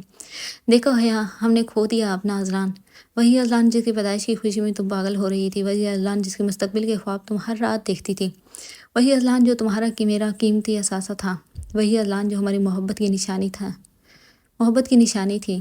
اس کی آواز میں اب کپکپاہٹ سی تھی۔ حیا، جب سے میں نے ارسلان کو کھویا ہے، مجھے محسوس ہوتا ہے جیسے میں نے اپنی محبت کو کھو دیا ہے۔ ایک وہی تو تھا جو تمہارا تھا، یہ آخری بات تھی، وہ اس کے بعد اس کی زبان ایک لفظ بھی ادا نہیں کر سکی، اس کی ہمت جواب دے گئی تھی، وہ اور پھوٹ پھوٹ کر بچوں کی طرح رو رہا تھا۔ ایک دفعہ حیا، سائم نے کہا تھا کہ اسے امید ہے کہ جب وہ مرے گی تو اس کی قبر پر فاتحہ کے لیے بھی کوئی نہیں آئے گا، مگر آج اس کی بات کے 27 سال بعد بھی اس کا محرم اس کی قبر کے سرحانے بیٹھا پھوٹ پھوٹ کر رو رہا تھا۔ وہ خوش قسمت تھی جو آج اس کی وفات کے 8 سال بعد بھی سائم فاروق اس کا محرم اسے نہیں بھول سکتا۔ حیا سائم کی محبت تھی ہی اتنی گہری جسے بھولنا سائم کے بس کی بات نہیں تھی۔ معمول کے مطابق وہ اب اس سے اپنے دل کی ساری باتیں کر کے گھر کی طرف لوٹ آیا۔ اس کی ایک دنیا ایک قبرستان میں بستی تھی اور ایک اس گھر میں جہاں سب تھے، والدین، بیوی، بچے، بہن، بھائی، سب۔ مگر زندگی میں کچھ چیزوں کا نیول بدل کبھی نہیں ملتا۔ ہاں، اس کے بدلے میں مل تو جاتا ہے مگر وہ نہیں۔ بابا آپ کو ایک بات بتاؤں؟ 3 سالہ عمر میں ایمن اس کی گود میں بیٹھتی ہوئی اچانک سے زور سے بولی تھی۔ جی بابا کی جان۔ اس کے اس انداز پر اس قدر اسے پیار آیا کہ بے اختیار وہ اس کی گال چوم گئے۔ بابا آج میں ہادی کو چلنا سکھا دیا، خوشی اور جوش و فخر سے بتایا تھا۔ ماشاءاللہ کہاں ہے ابھی ہادی؟ اس کی گول مٹول سی آنکھوں کو دیکھتا ہوا وہ بولا، بابا آپ لیٹ ہو گئے، وہ تو سو گیا۔ اداسی سے بتایا، اوہو کوئی بات نہیں، جب وہ اٹھے گا تب ہم دیکھ لیں گے۔ آپ یہ بتائیں کہ آپ کی مما اور دادی کہاں ہیں؟ اس نے فاطمہ اور صفیہ بیگم کا پوچھا۔ مما اور دادی وہ نا پتہ نہیں مجھے چھوڑ کر کہاں چلی گئے، وہ تقریباً روتے ہوئے بولی۔ اچھا تو آپ دادا ابو کے پاس تھے؟ اس کا دل بہلایا۔ جی بابا میں دادا پاس تھی، مما اور دادی گندی بچی ہیں، مجھے اور ہادی کو اور دادا ابو کو گھر چھوڑ جاتی ہیں۔ ہاں وہ بہت گندی بچی ہیں، میری چھوٹی سی گڑی کو گھر چھوڑ جاتی ہیں۔ آنے دو، آج کلاس لیتے ہیں ان کی۔ اس کی باری باری دونوں گال چومے۔ بھائی کون گندا بچہ ہے، ہمیں تو بھی تو بتائیں۔ سامنے رکھے صوفے پر بیٹھے فاروق صاحب نے کہا، جو ابھی نماز پڑھ کر آئے تھے۔ آج انہوں نے دوسری بار گھر میں نماز ادا کی تھی۔ وجہ ان کے دو چھوٹے پوتی اور پوتا تھے جنہیں ان کی دادی اور مما ان کے سر پر چھوڑ کر بازار سے سردیوں کے کپڑے خریدنے گئی تھی۔ دادی اور مما گندی بچی ہیں، ایمن نے کہا۔ ہاں بھائی بالکل گندی ہیں، اب تمہاری دادی کی عمر ہے بازاروں میں گھومنے کی، گھر بیٹھے اللہ کریں اور اپنی پوتی کو جانے دیں۔ اللہ کیسے کلتے ہیں دادا۔ شالی بات تو سر کے اوپر سے گزر گئی تھی، بس یہی بات ذہن میں کسی کونے میں اٹکی تھی۔ سوال معصومانہ تھا مگر جواب بہت گہرا تھا جو اس کی سمجھ سے تو باہر تھا۔ اللہ کرتے ہیں جب اللہ 5 دفعہ دن میں بلاتا ہے، جب ہم ہر کام شروع کرتے ہیں، جب ہم ہر کام ختم کرتے تھے، بس مختصر یہ کہ جب ہم سانس لیتے ہیں ساتھ ہی اللہ کرتے ہیں۔ انہوں نے سادہ سے لفظوں میں اسے سمجھایا۔ دادا جان سانس کیسے لیتے ہیں؟ یہ ساری باتیں بھی اوپر سے گزر گئی تھی، بس سانس لینے والی بات اٹکی تھی دماغ میں۔ اس کے سوال پر فاروق صاحب اور سائم دونوں کی مسکراہٹ گہری ہوئی تھی۔ سانس کیسے لیتے ہیں؟ ایک لمبی سی سانس لی۔ اب ہم کوئی سائنسدان ہوتے تو آپ کے اچھے سے بتاتے کہ سانس کیسے لیتے ہیں، مگر ابھی بس یہی دیکھیں کہ ایسے لیتے ہیں۔ مزید لمبی سانس لی۔ وہ اب سائم کی گود سے اٹھ کر ان کے پاس آئی، بازو اوپر کی طرف اشارہ دیا کہ اب اٹھائیں اور اپنے پاس بٹھائیں۔ سائم نے اسے اٹھایا اور ان کے قریب بٹھا دیا۔ وہ ان کے قریب بیٹھی اور ہادی کی گاڑی ان کے ہاتھ میں ہو یہ امن کو گوارا نہیں ہوا۔ ان کے ہاتھ سے گاڑی اٹھا کر سائڈ پر رکھی اور خود ان کی گود میں چڑھ کر بیٹھی۔ اب حال یوں تھا کہ وہ ان سے دنیا جہاں کے عجیب و غریب سوال پوچھ رہی تھی اور وہ بڑی فرصت سے اسے جواب دے رہی تھی۔ وہ سب سے پیار کرتی تھی مگر جو بات فاروق صاحب سے تھی وہ کسی سے نہیں تھی۔ ان سے ایک الگ سی محبت تھی، ہر بات ان سے ہی پوچھنا، کھانا ان کے ساتھ کھانا، اور کبھی کبھی تو وہ ان کے ساتھ مسجد بھی چلی جاتی تھی۔ ہادی بھی بہت اٹیچ تھا مگر جو بات ایمن کی تھی وہ کہیں نہیں تھی۔ اکثر وہ جب ان کے ساتھ ان کا ہاتھ تھام کر مسجد جاتی تھی ایک دم منظر بدل سا جاتا تھا۔ ساتھ اذلان ہاتھ تھامے ان سے باتیں کرتا چلتا دکھائی دیتا۔ انہیں یوں محسوس ہوتا جیسے ہر چیز دھندلائی ہو، مگر آنکھیں جھپکانے کے بعد معلوم ہوتا کہ ہر چیز ویسی ہی تھی، بس ان کی آنکھیں نم ہو گئی تھی۔ 4 سال پہلے انہوں نے اسے کھویا تھا اور آج سال بعد بھی وہ اسی طرح ان کے دل میں موجود تھا۔ اکثر جب سب ایمن کی آنکھوں میں دیکھتے تو اذلان کی یاد آ جاتی۔ ایمن کی آنکھیں یوں تھی جیسے ایمن کی نہیں اذلان کی آنکھیں ہوں، ہو بہو سیم تھی۔ السلام علیکم۔ فاطمہ نے اندر آتے ہی ساتھ ہی سلام کیا اور شاپر سامنے رکھے ٹیبل پر رکھے۔ وعلیکم السلام۔ فاروق صاحب اور سائم دونوں نے جواب دیا۔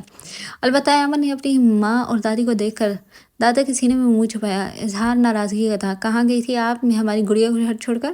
سائم نے پوچھا۔ ہم تو ڈاکٹر کے پاس گئے تھے، ایمن کی دادی کی طبیعت خراب ہو گئی تھی نا، ہے نا ایمن؟ فاطمہ نے فاروق صاحب کے سینے میں منہ چھپائے ایمن کا رخ اپنی جانب کرتے ہوئے کہا۔ محمد ڈاکٹر انکل کلوی دوائی دیتے ہیں، کپڑے نہیں۔ اس نے ٹیبل پر رکھے شاپر کی طرف اشارہ کیا۔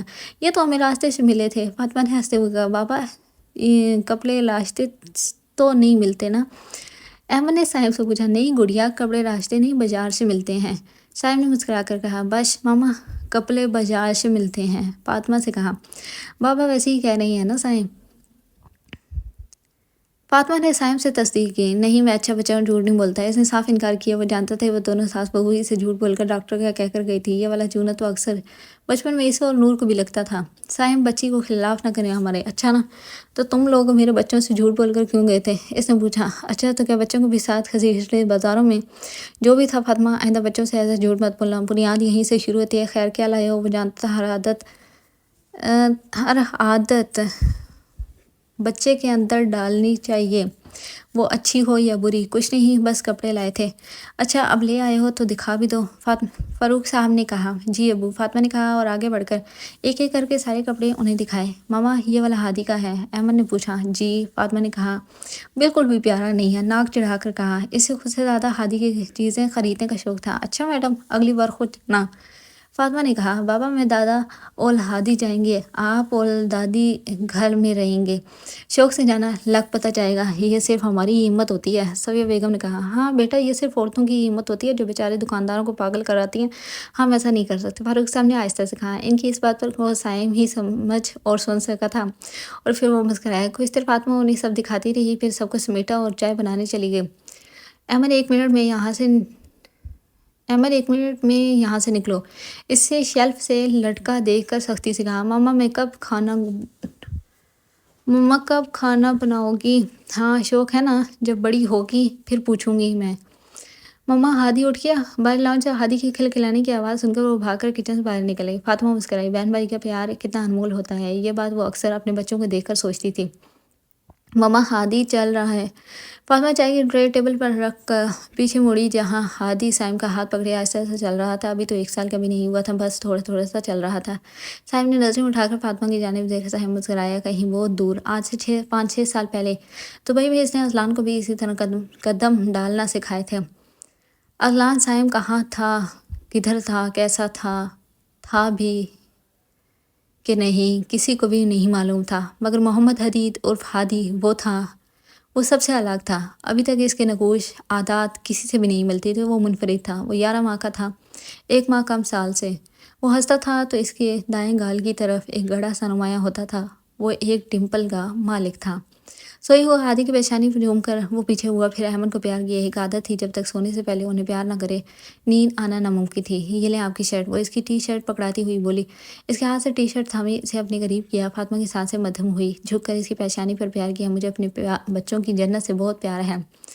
یہ پہلا اظہار تھا جو صائم فاروق نے ان 5 سالوں میں فاطمہ سے کیا تھا۔ بچوں کی جنت سے کیسا لفظ استعمال کیا تھا اظہار کرنے کے لیے بھی۔ فاطمہ تم خزاں کے بعد کی بہار ہو، میرے لیے میری خزاں سی زندگی میں آئی، ایک خوبصورت سی بہار۔ اس کا اظہار تھا یا پھر کچھ اور جو دل دھڑکتا پھول رہا تھا؟ بے شک وہ اس سے محبت کا اظہار نہیں کرتا تھا، مگر اس کی ہر بات میں وہ محبت محسوس کر سکتی تھی۔ میری زندگی میں تم ہو فاطمہ، امی ابو اور ہمارے بچے، مجھے تم سب کی خوشی اپنی خوشی لگتی ہے۔ میری زندگی میں حیا اور اذلان آج بھی ہیں، انہیں کوئی بھی نہیں نکال سکتا میرے دل سے۔ اسے اپنے ساتھ لگائے وہ کہہ رہا تھا، کوئی نکالنا چاہے گا بھی نہیں، کیونکہ جو دل میں سما جائے انہیں زندگی سے نکالنا ناممکن ہے۔ آپ ہمارے ساتھ ہیں، آپ کو ہماری خوشی اپنی خوشی لگتی ہے، مجھے یہی بہت ہے۔ دھیمے سے لہجے میں کہا، شکریہ، میری زندگی میں آنے کے لیے، میری خزاں سے زندگی میں بہار لانے کا شکریہ۔ فاطمہ تم قدرت کی طرف سے انمول تحفہ ہو، میں نے آج سے پہلے کبھی تم جیسی اچھی لڑکی نہیں دیکھی۔ مسکراہٹ گہری ہوتی چلی گئی۔ میں نے بھی آج سے پہلے ایسا محرم نہیں دیکھا۔ صائم کی مسکراہٹ گہری ہوئی، اس کی پیشانی پر پیار کیا۔ زندگی گزارنے کا ہنر ہونا چاہیے بس، پھر زندگی گزر ہی جاتی ہے، کبھی کچھ کھو کر تو کبھی کچھ پا کر زندگی گزر ہی جاتی ہے۔ صائم فاروق نے بھی بہت کچھ کھویا زندگی میں، مگر بے شک اسے اس کا نعیم البدل نہیں ملا، مگر اللہ نے کچھ لے کر اس کے بدلے میں بہت سی رحمتوں سے نوازا بھی تھا۔ ہر حال میں رب کا شکر کرنے والے کبھی خالی ہاتھ نہیں رہتے۔ ذرا کھا لو کچھ، اللہ کا نام ہے۔ سرا نے اسے سیب پکڑایا۔ مما ایپل نہیں کھانا نا؟ بے حد پیار سے انکار کیا۔ نہیں، تم نے سیب نہیں کھانا، دودھ بھی نہیں پینا، کچھ بھی نہیں کھانا، تو بتاؤ کھاؤ گی کیا؟ ہاں، مار کھانی ہے مجھ سے؟ زور سے گردن ہاں میں ہلائی۔ کھانی ہے مار؟ تصدیق کی، یس۔ اسی طرح جوش سے گردن اسبات میں ہلاتی وہ بولی۔ بے اختیار سدرا کو اس پر پیار آیا، اسے زور سے پکڑ کر اپنے دل کے ساتھ لگایا۔ شرارتی بچی، اس کے گال چومے اور وہ کھلکھلا کر ہنسی۔ اس کی کھلکھلاہٹ سارے کمرے میں گونج رہی تھی۔ واش روم سے گیلے بال سمیت باہر نکلتے ریان نے ایک نظر بیڈ پر بیٹھی سدرا کو دیکھا اور پھر اس کی گود میں موجود کھلکھلاتی زرناب کو اس کے لب میں مسکراہٹ میں ڈھلے۔ بابا آ گئے ہیں، بتاؤ کب زرناب ایپل نہیں کھا رہی؟ اس کے کان کے قریب بالکل آہستہ سے کہا۔ اس نے گردن زور زور سے نفی میں ہلائی۔ چلو پھر جلدی سے یہ فنش کرو، پھر باہر چلتے ہیں۔ ہاں فنش کر لوں گی۔ اوکے آپ ہاف فنش کرو، کمپلیٹ بابا کروا دیں گے۔ اسے بیڈ پر بٹھایا۔ وہ ابھی 4 سال کی تھی اور اسے کھانے کی وجہ سے اتنا تنگ کرتی تھی کہ کبھی کبھی تو رونے لگ جاتی تھی۔ وہ اب بیگ سے زرش کے کپڑے نکال رہی تھی۔ ہائے زرناب، زرناب پاگل بچی، زرش کو کیوں کھلا رہی ہو؟ وہ بھاگ کر بیڈ کے قریب آئی جہاں زرناب 5 ماہ کی زرش کو سیب کھلا رہی تھی۔ شاباش بیٹے، سمجھداری کے معاملے میں اپنی ماں پر گئی ہو۔ ڈریسنگ ٹیبل کے سامنے کھڑی بال بناتے زاریان نے کہا۔ سٹرا نے زرش کے منہ سے سیب کا ٹکڑا نکالا۔ شکر ہے مجھ پر ہی گئی ہے، تم پر نہیں گئی۔ بات کا بدلہ نہ لے، ایسا ہو سکتا تھا۔ اچھا جلدی کرو، بچوں کو تیار کرو۔ بچے تیار ہیں، مجال ہے جو تمہیں بچوں کی ماں کی فکر ہو، بس خود سرخی پاؤڈر لگا کر تیار ہو جاتے ہو۔ سرخی پاؤڈر، واہ! وہ اس کے لفظ سرخی پاؤڈر پر مسکرایا۔ اب ہو گئے ہو نا خود تیار، اب سنبھالو انہیں، میں تیار ہونے جا رہی ہوں۔ اسے زرش تھماتی ہوئی وہ بولی، جاؤ یار جاؤ۔ زاریان نے زرش کے گال چومے۔ وہ واش روم جاتی جاتی رکی، پیچھے مڑی، ایک نظر زرناب کو دیکھا جو خاموشی سے موبائل پر کارٹون دیکھ رہی تھی، پھر اسے دیکھا جو اب زرش کو اٹھا کر بیڈ کی طرف آ رہا تھا۔ اور ہاں، اگر آج جلدی کی رٹ لگائی نا تو تم جاتے رہنا اکیلے ہی، میں اور بچے یہیں ہوں گے۔ اچھا سرکار، جو حکم۔ سر کو خم دیتے وہ تابعداری سے بولا۔ حکم؟ تم بڑے میرے حکم کے تابعدار ہو۔ جاؤ گی یا یہاں کھڑی میری برائیاں کرو گی؟ جا رہی ہوں، کہتی وہ واش روم کی جانب چلی گئی۔ زرناب بیٹا بند کر دو اب اس کو، زاریان نے زرناب سے کہا جو مسلسل بہت غور سے کارٹون دیکھ رہی تھی۔ فرمانبرداری سے اس نے موبائل بند کر کے زاریان کی طرف بڑھایا۔ Good girl. اسے بھی اپنے قریب کر کے بٹھایا۔ بابا یہ بولے گی کب؟ زرش کے گال پر پیار کرتے اس نے معصومیت سے پوچھا۔ جب یہ آپ جتنی ہو جائے گی تب۔ یہ میری جتنی کب ہوگی بابا؟ ایک اور سوال، جب یہ 4 سال کی ہو جائے گی۔ یہ 4 سال کی کب ہوگی بابا؟ اب وہ اس کے چھوٹے چھوٹے ہاتھوں پر پیار کر رہی تھی۔ زاریان نے اس کے سوالوں پر صرف مسکرا ہی رہا تھا۔ اس نے سنا تھا کہ بچے معصوم ہوتے ہیں، لیکن یقین اب آیا جب زرناب اس سے عجیب و غریب سوال پوچھتی تھی۔ بیٹا یہ ابھی بہت چھوٹی ہے۔ زاریان نے اس کے ہاتھوں پر پیار کیا۔ بابا یہ کیوں چھوٹی ہے؟ ایک اور سوال۔ ہاں بھائی بتاؤ بہن کو زرش کہ آپ کیوں چھوٹی ہیں؟ زاریان نے زرش سے پوچھا جو حواس آنکھیں گھما گھما کر کمرے کی چھت کو ہی دیکھ رہی تھی۔ اوہو بابا یہ تو بھی چھوٹی ہے، کیسے بتائے گی؟ اپنے سر پر ہاتھ مارتی وہ اپنے باپ کی عقل پر جیسے افسوس کر رہی ہو۔ اوہ میرے اللہ، یہ تو میں نے سوچا ہی نہیں۔ زرناب نے ابھی کچھ اور پوچھنا تھا لیکن واش روم کا دروازہ کھلا اور سٹرا کو باہر نکلتا دیکھ کر وہ خاموش ہو گئی۔ واہ ماما بیوٹیفل، اپنی ڈمپلز کی نمائش کرتی زرناب نے کہا۔ تھینک یو میرے بچہ۔ بے اختیار بے حد پیار آیا۔ کوئی تو تھا جو تعریف کرتا تھا، ورنہ زاریان اس سے بندہ ان باتوں کی امید رکھ ہی نہیں سکتا تھا۔ زاریان نے ایک نظر اسے دیکھا جو میرون رنگ کی قمیص شلوار پہنے اچھی لگ رہی تھی، مگر تعریف اور وہ زاریان خان ناممکن سی بات تھی۔ اسے لگا شاید وہ کچھ کہہ ہی دے گا، مگر مجال جو اس نے ایک نظر کے بعد دوسری نظر اسے دیکھا بھی ہو۔ کمرے میں اب بس خاموشی تھی، بیچ میں زرناب ہی کوئی بات پوچھ لیتی تھی۔ تقریباً 10 منٹ بعد وہ تیار ہو چکی تھی۔ اب اس نے اوپر کوٹ بھی پہن لیا تھا، سردی تھی اور کشمیر میں تو کچھ زیادہ ہی تھی۔ تیار ہو؟ زاریان نے تصدیق کی۔ اس کی باہوں سے زرش کو لینا چاہا۔ تم زرناب کو سنبھال لینا، زاریان نے کہا۔ چلو زرناب ادھر آؤ، شوز پہناؤ۔ اس کے بعد فوراً سے وہ بیڈ پر اٹھی اور نیچے اترنے کی کوشش کی، مگر اتر نہیں سکی، اس لیے سٹرا نے پکڑ کر اتارا اور شوز پہنائے۔ 15 منٹ بعد وہ لوگ اب کشمیر کی خوبصورت وادیوں کے نظارے کر رہے تھے۔ زاریان بس رک جاؤ یہاں، پھولتی سانس کے درمیان وہ بولی۔ اس کی بات سن کر زاریان نے اسے دیکھا جو بالکل تھک چکی تھی۔ اس کی حالت کو دیکھتے ہوئے زاریان وہیں سائڈ پر بیڈ پر بیٹھا۔ پانی، اس کی طرف پانی کو بوتل بڑھائی۔ ابھی نہیں، ہارٹ بیٹ بہت تیز ہے۔ ہاتھ سے بوتل تو لے لی تھی مگر پانی نہیں پیا۔ کافی سمجھدار ہو تم 2 نمبر ڈاکٹر صاحبہ۔ اس کے قریب ہی وہ بیٹھا۔ ساتھ زرناب بیٹھی رہی اور زاریان کی گود میں زرش تھی۔ تم اس 2 نمبر ڈاکٹر کیوں کہتے ہو؟ میں نے کون سی 2 نمبریاں کی ہیں؟ سانس بحال ہوئی تو پوچھا۔ کیونکہ تم میری ڈاکٹر ہو، اس لیے میری مرضی، جو مرضی میں کہوں۔ اب تو میں ڈاکٹر نہیں ہوں۔ پانی پینے کے بعد کہا۔ تم نے جاب چھوڑی ہے سٹرا؟ ڈاکٹر تم آج بھی ہو، میں بھول چکی ہوں زاریان۔ سال ہونے والے ہیں، اب کوئی مجھے ڈاکٹر کہتا ہے تو خود پر ہی ہنسی آ رہی ہوتی ہے۔ اپنی بیٹیوں کی اچھی پرورش کی خاطر اس نے جاب چھوڑ دی تھی، اور پھر بڑے ہو کر یہی اولاد کہتی ہے کہ آپ نے ہمارے لیے کیا ہی کیا ہے۔ ماں باپ کو بس چلے تو وہ اپنا سب کچھ اپنی اولاد کو دے دے۔ اپنے خون کا آخری قطرہ بھی وہ اپنی اولاد کے لیے بہا سکتے ہیں، مگر اولاد وہ کیا کرتی ہے؟ ہم اولاد اپنے والدین کا حق ساری زندگی پورا نہیں کر سکتے۔ ہم تو ماں کے اس درد کا ایک لمحے کا بھی حساب نہیں چکا سکتے جو ہمارے پیدا ہونے پر وہ سہتی ہیں۔ ہم تو باپ کی اس پسینے کا حق ادا نہیں کر سکتی جو حلال رزق کی خاطر وہ بہاتا ہے۔ ماں باپ قدرت کا انمول تحفہ ہیں، ان میں سے اگر ایک بھی چلا جائے نہ تو زندگی کیا بن جاتی ہے، اس کے لیے الفاظ نہیں جو بیان کیے جا سکے۔ زارعین کی مسکراہٹ گہری ہوئی۔ تم میری آج بھی 2 نمبر ڈاکٹر صاحبہ ہو بیگم۔ اس کے گال چھوتا ہوا بولا، پبلک پلیس ہے، ہاتھوں پر قابو رکھو۔ اس کا لہجہ اور نظریں وہ اب اچھے سے سمجھ لیتی تھی۔ اچھا اب یہاں بیٹھنے آئی تھی کیا؟ نہیں اب اور نہیں چلا جا رہا۔ اس کا ہاتھ پکڑ کر اٹھتی ہوئی وہ بولی، اٹھا کر لے چلتا ہوں، مجھے کوئی اعتراض نہیں۔ شرم تو تمہیں چھو کر بھی نہیں گزری، 2 بیٹیوں کے باپ ابا بن گئے ہو۔ اس کی بات سن کر زارعین کا کہا بے ساختہ تھا۔ اسے ہنستا دیکھ کر زرناب بھی مسکرائی۔ اسے نہیں پتا تھا وہ کیوں ہنس رہے ہیں، بس اس کے بابا ہنس رہے تھے تو وہ بھی ہنس رہی تھی۔ 2 بیٹیاں ہیں تو کیا ہوا، مجھے تیسری بیٹی پر بھی کوئی اعتراض یا مسئلہ نہیں۔ اس کے ساتھ چلتے ہوئے وہ بولا، زارعین کے بچے کچھ تو حیا کر لو۔ اس کے بازو پر زور سے چٹکی گاڑی۔ ہائے ظالم لڑکی، زرناب آپ کی ماما بہت ظالم ہے۔ اسے ہوا کچھ نہیں تھا، کوٹ پہنا ہوا تھا۔ کیوں بابا؟ حیرانی سے پوچھا۔ آپ کی ماما نے بابا کو مارا ہے۔ ماما آپ نے بابا کو مارا ہے؟ آنکھیں گھما کر پوچھا۔ سیٹا نے پہلے زارعین کی طرف دیکھا۔ پوری کی پوری فلم ہے تمہارا باپ۔ دل میں کہا، نہیں بیٹا، بابا ماما نے تو نہیں مارا آپ کو۔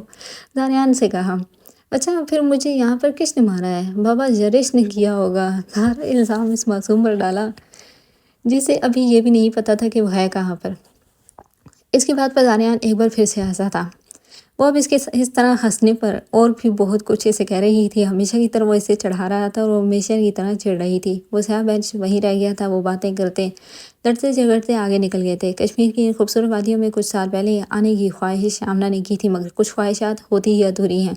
وہ خواہشات ہمارا مقدر کبھی بن ہی نہیں سکتی، وہ تو ازل سے کسی دوسرے کے مقدر میں ہوتی ہیں۔ لاحاصل کی تڑپ کی بجائے اگر حاصل کی قدر کریں گے تو زندگی زیادہ خوبصورت بن جاتی ہے۔ آج ان صاحب کی آنکھ ہی نہیں کھل رہی۔ اشال میں بیٹھ پر گہری نیند میں سوئی 2 سالہ زرباب کے بال سہلاتے ہوئے کہا، اسے اٹھاؤ شال، باہر سب مہمان تقریباً پہنچ چکے ہیں۔ حاشر نے کہا، نہیں خود اٹھ جائے گا، میں اس کی نیند نہیں خراب کروں گی۔ اس کے گال چومتے ہوئے کہا، اچھا واہ، بیٹے کی نیند کی بہت پرواہ ہے، مگر جب میں اس طرح سو جاؤں تو ایسے دکھاتی ہوئے جیسے بس کہیں خدا نخواستہ جنگ چھڑ گئی ہو۔ تو آپ سوتے بھی تو ایسے ہیں نا، بے وقت۔ مجھے وقت ملتا ہی کہاں ہے سونے کا؟ افسوس سے کہا، اوہ ہو، آپ کو تو جیسے ملتا ہی نہیں ہے نا، بس کر دیں۔ اچھا بہت سوتا ہوں میں، اب خوش؟ اٹھاؤ شہزادے صاحب کو، آج ان کا عقیقہ اور یہ مزے سے سارے کام باپ دادا کے سر پر ڈال کر سوئے ہوئے ہیں۔ وہ بیٹھ کے قریب آتا ہوا بولا، اس کے اٹھ جانے سے آپ کو کون سا فائدہ ہوگا؟ اچھا ہے تھوڑی دیر اور سو جائے، جب تک میں اپنے سارے کام سمیٹ لوں گی، پھر جب یہ اٹھے گا تو اسے تیار کر دوں گی۔ اس کی بات کو بغیر کسی حساب میں لائے وہ زرباب کے کان کیلوں کو مسل رہا تھا۔ حاشر مت کرے نا، پھر تنگ کرتا ہے، یہ کام نہیں کرنے دے گا۔ تو کس نے کہا ہے کام کرو مت کرو؟ بغیر اسے دیکھے ہی کہا۔ اچھا میں نہیں کروں گی تو کون کرے گا پھر؟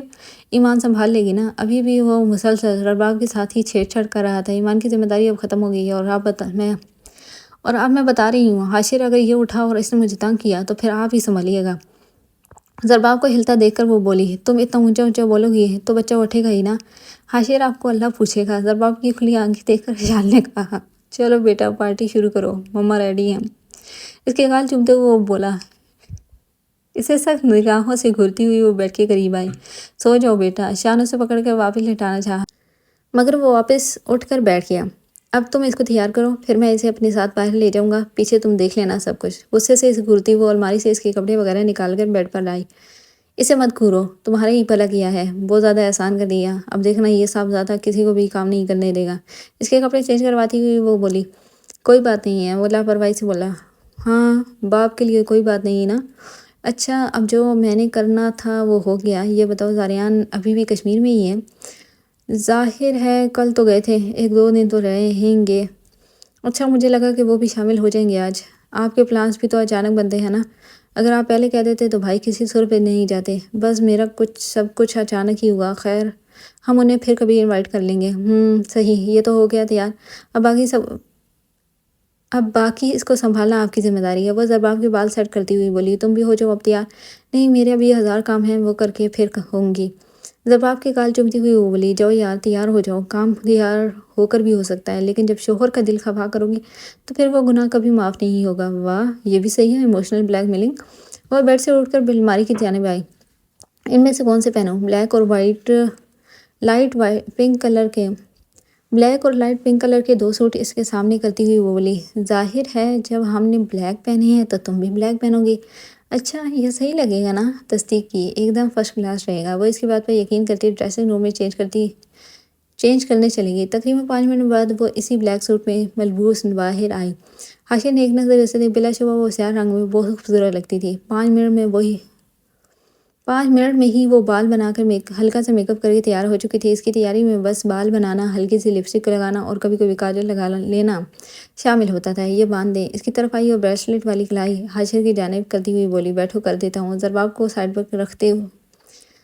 پر بٹھاتے ہوئے وہ بولا۔ بغیر کچھ کہے وہ بیٹھ گئی۔ اوہ خدایا، آپ سے ایک بریسلٹ نہیں باندھا جا رہا۔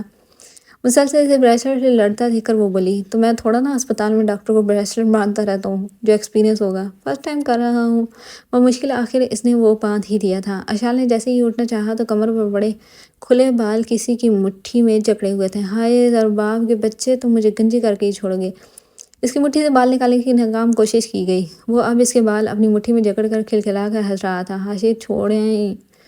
حاشر چھڑائیں، یہ درد ہو رہا ہے، اسے کہا جو بس انہیں دیکھ رہا تھا۔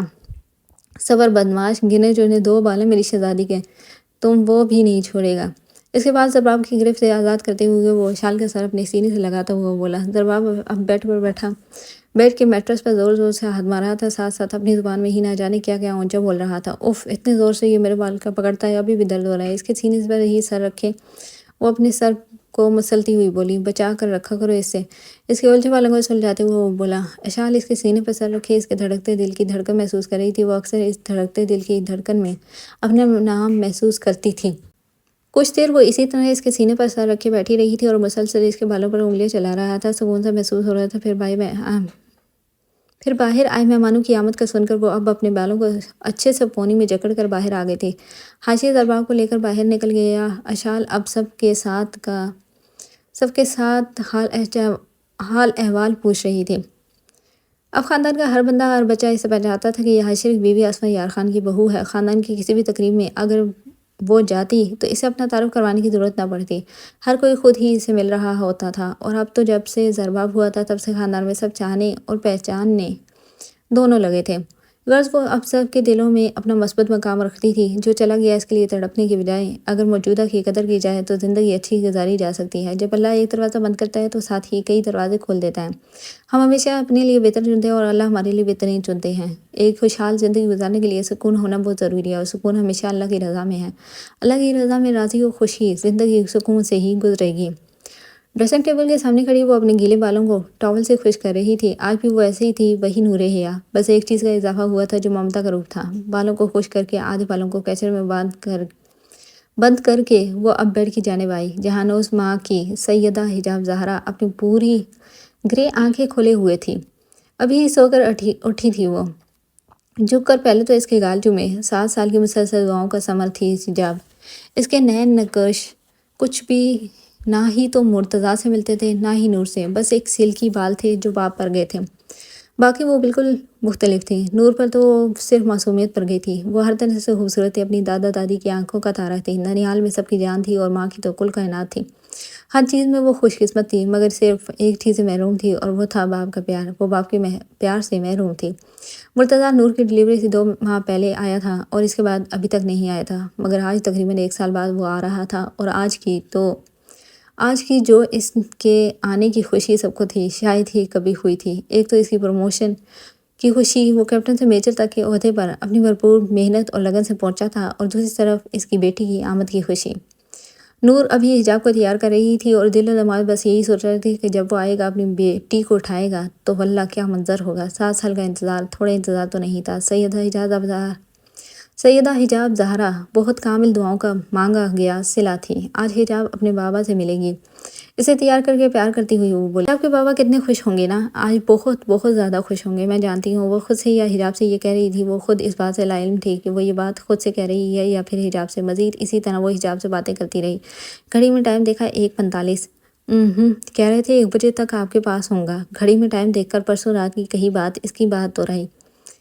اپنی بیٹی کی شادی کسی بھی بے روزگار بندے سے کروا دوں گی، بس فوجی سے نہیں کرواؤں گی۔ میں اپنی حجاب کو تو کسی صورت بھی اس انتظار اور دوری کی وجہ سے نہیں گزرنے دوں گی۔ دل میں ارادہ کیا، ہمیشہ کی طرح یہ ارادہ بھی اس کا جذبات میں آ کر کیا گیا تھا، ورنہ وہ اچھے سے جانتی تھی جوڑے تو آسمان پر بن جاتے ہیں، کون کس کا مقدر ہے یہ اللہ جانتا ہے۔ پھر ایک نظر موبائل کو دیکھا، 2 بج چکے تھے۔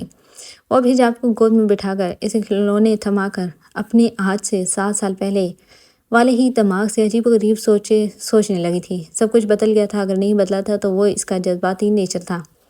وہ ابھی بھی سوچوں میں مصروف تھی جب ایمبولینس کی آواز آئی۔ سانس ایک لمحے کے لیے رکا، دل نے ایک بیٹ مس کی۔ بہت دور، کہیں بہت دور دماغ نے کچھ بہت خوفناک تصور کیا تھا۔ کانوں نے گراج میں گاڑی آ کر رکنے کی آواز سنی تھی، آنکھیں زور سے موندی، فوراً سے کھولی، پھر گود میں بیٹھی حجاب کو اٹھایا۔ پاؤں میں جوتے کون سے پہنے تھے کچھ نہیں پتا تھا، بس پہن لیے تھے۔ بہت ہمت کر کے وہ کھڑکی کے پاس آئی اور پھر وہ نیچے کے منظر کو دیکھ کر وہ سانس لینا بھول گئی تھی۔ کان جیسے سماعت کھو چکے تھے، دل دھڑکنا بھول چکا تھا، آنکھیں جھپکانا بہت دور رہ گیا تھا۔ وہ آج اپنا آپ بھول چکی تھی، سر میں دوپٹہ سیٹ کیے بغیر ہی وہ بس حجاب کو مضبوطی سے تھامے نیچے کی طرف آئی تھی۔ کبھی جو وہ یہ سیڑھیاں چڑھتے ہوئے مشکل ہوتی تھی، آج حجاب کو اٹھائے سمیت ہی وہ سیڑھیاں جلدی جلدی عبور کر آئی تھی۔ دروازہ کھولا، آج ذرا سی یہ دوری بھی میلوں دور لگ رہی تھی، رفتار پر ہلکی ہو چکی تھی۔ وہ حیات صاحب سے کچھ فاصلے پر جا کر کھڑی ہوئی تھی۔ وہ نورین بیگم کو سینے سے لگائے انہیں پیار کر رہا تھا۔ تقریباً 1 سال بعد بیٹے کو دیکھ کر وہ خوشی سے اپنے آنسو نہ قابو کر سکے۔ انہیں پیار کر کے وہ اب حیات صاحب سے مل رہا تھا، اسے تو ایک بار بھی نہیں دیکھا۔ حیات صاحب سے مل کر ان کے تھوڑا فاصلے پر کھڑی نور کو دیکھا۔ 1 سال گزرا تھا، اس کے بغیر کیسے گزرا تھا یہ وہ اور اس کا رب جانتا تھا۔ اس کی باہوں میں موجود حجاب کو دیکھا، اسے لگا کہ اب وہ واقعی سب کچھ بھول چکا ہے۔ 9 ماہ کی ہو چکی تھی اس کی بیٹی، 9 ماہ بعد پہلی بار اپنی بیٹی کو دیکھا۔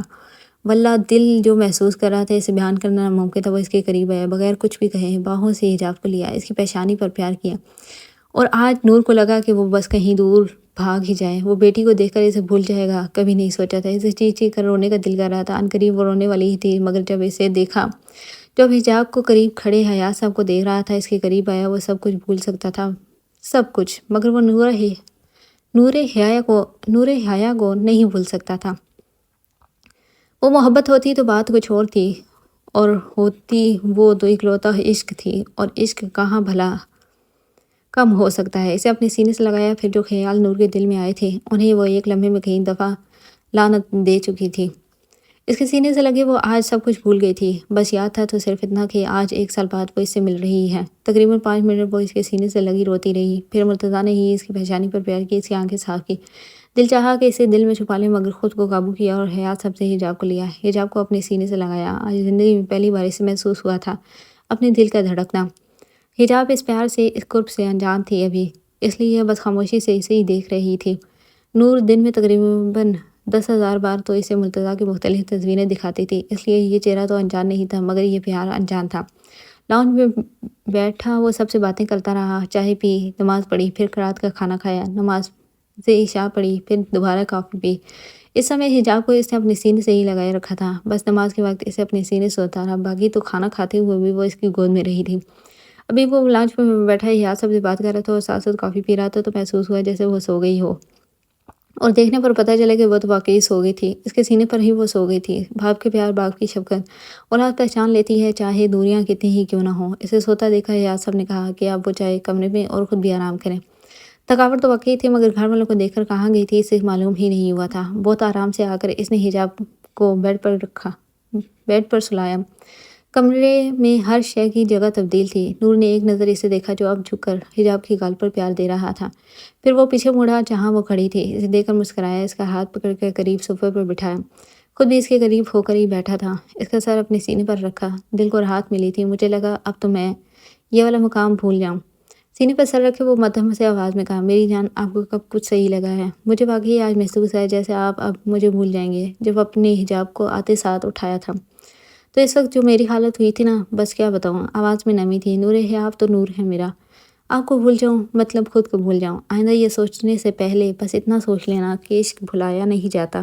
اچھا معشوق صاحب، اس کے گرد بازوؤں کا گھیرا تنگ کرتی ہوئی وہ بولی۔ کچھ دیر وہ خاموشی سے بس ایک دوسرے کو محسوس کرتے رہے۔ آپ کو حجاب کا نام اچھا لگا؟ نور نے پوچھا۔ بہت زیادہ، بہت پیارا نام، شاید اتنا پیارا نام میں بھی نہیں رکھ سکتا۔ اس کی بات پر وہ مسکرائی۔ آپ نے ایک بار کہا تھا نا کہ آپ کو میرے حجاب سے محبت ہوئی ہے، تو بس اسی لیے میں نے ہماری بیٹی کا نام حجاب رکھا۔ ماشاءاللہ، پہلی بار کچھ سوچ سمجھ کر عقل مندی والا کام کیا ہے میری جان نے، اس کے گال پر لب رکھتا وہ بولا، آپ کو پتہ ہے جب حجاب پیدا نہیں ہوئی تھی نا، تو اس سے بہت عرصہ پہلے میں نے یہ نام سوچ لیا تھا۔ پھر جب حجاب پیدا ہوئی تو انکل آنٹی نے یہی کہا کہ نام تم رکھ لو۔ پھر میں نے یہ نام رکھا۔ وہ کسی چھوٹے سے بچے کی طرح اسے ساری بات بتا رہی تھی۔ محبوب اگر نخرے اٹھانے والا ہو تو پھر بچہ بننے میں کیسی ہچکچاہٹ۔ اچھا جی، پہلے سے ہی پلاننگ کی ہوئی تھی؟ اس کے بعد سلاتے ہوئے وہ بولا، بہت پہلے سے، شادی سے بھی پہلے کیا؟ شادی سے پہلے میں نے اتنا اس بارے میں نہیں سوچا تھا، بس ایک بار ایک نام پسند آیا تھا، ایمن والا، جو اس لیے سوچ لیا۔ پھر جب ایمن پیدا ہوئی تو میں نے ابو کو یہ والا نام بتایا تو ابو کو پسند آیا، اس لیے پھر ایمن نام رکھ لیا۔ اچھا، شادی سے پہلے کبھی سوچا تھا اپنے فیوچر کے بارے میں؟ نہیں، شادی سے پہلے اتنی فرصت نہیں تھی کہ مستقبل کے بچے سوچتی رہتی۔ اس نے تو کبھی شادی کا ہی نہیں سوچا تھا، میں تو روزانہ سوچ کر ہی سوتا تھا۔ آپ کے کیا کہنے ہیں؟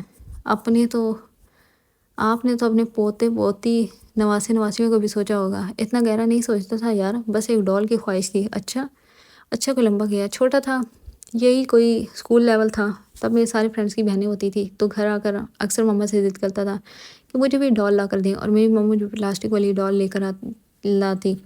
اسی بات پر وہ ہنسی تھی۔ پھر جب بڑا ہوا میں تو محسوس کیا کہ مما تو اب لا کر نہیں دے سکتی، ڈول خود ہی کوئی کوشش کرنی ہوگی۔ اور یہ سوچ کر اپنی کس عمر میں سوچی تھی، کالج لائف میں۔ آپ کے پاس اتنا وقت ہے اس بات سوچنے کا؟ یار میرے پاس وقت ہی وقت ہے۔ خیر، جب پتہ چلا کہ خود ہی کچھ کوشش کرنی ہے تو پھر ایک رات ایک لڑکی کے کردار سے ملاقات ہوئی۔ کس سے ملاقات ہوئی؟ بات کے بیچ میں ہی پوچھا، ایک پاکیزہ کردار سے۔ اچھا پھر؟ سمجھ تو اس بات کی آنی نہیں تھی، اس لیے آگے سن لے۔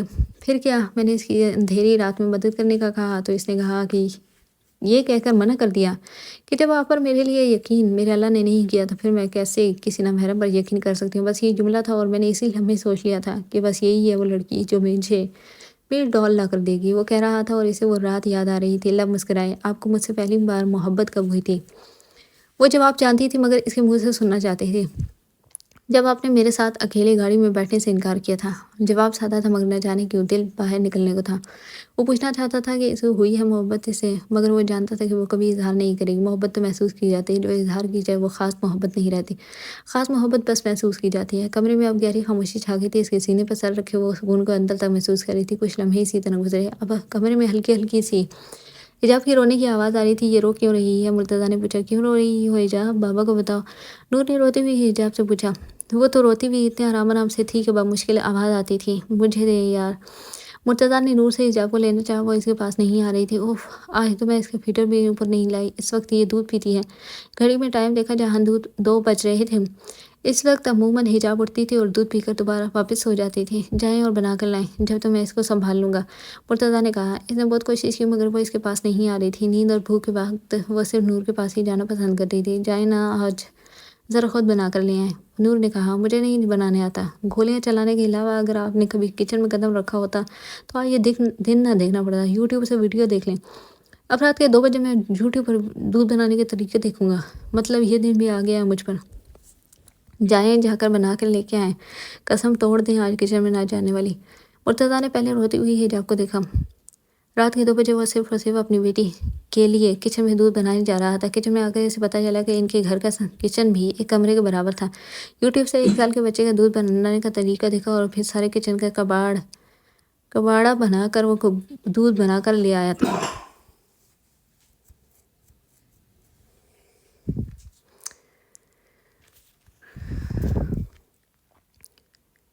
شکر ہے الحمدللہ آج کی تاریخ میں آ گئے۔ اسے کمرے میں آتا دیکھ کر نور نے اس سے فیڈر لیتی ہوئی بولی، پیو بیٹا، آج تمہاری مما نے بہت بڑا کارنامہ سر انجام دیا ہے۔ فیڈر اس کے منہ سے لگاتی ہوئی بولی، مما نے کون سا کارنامہ سر انجام دیا ہے؟ کارنامہ تو میں نے کیا ہے، پہلی بار کچن میں جا کر۔ اچھا، اور پہلی بار کچن میں بھیجا کس نے ہے؟ میری بیٹی کے رونے نے۔ اچھا، اگر ابھی میں آپ سے کہوں کہ مجھے ادرک والی اچھی سے چائے بنا کر لا دیں، اپنے ان ہاتھوں سے بنا کر لے آئیں گے کیا؟ اب اتنا بھی رن مرید نہیں بننا کہ رات کے 2 بجے ادرک والی چائے بناتا پھروں۔ وہ واپس سے صوفے پر بیٹھتے ہوئے بولا، اچھا بیٹی کے لیے رات کے 2 بجے دودھ بنا سکتے ہیں لیکن بیوی کے لیے چائے نہیں بنا سکتے؟ نہیں، ایسے کام نہیں کرتا۔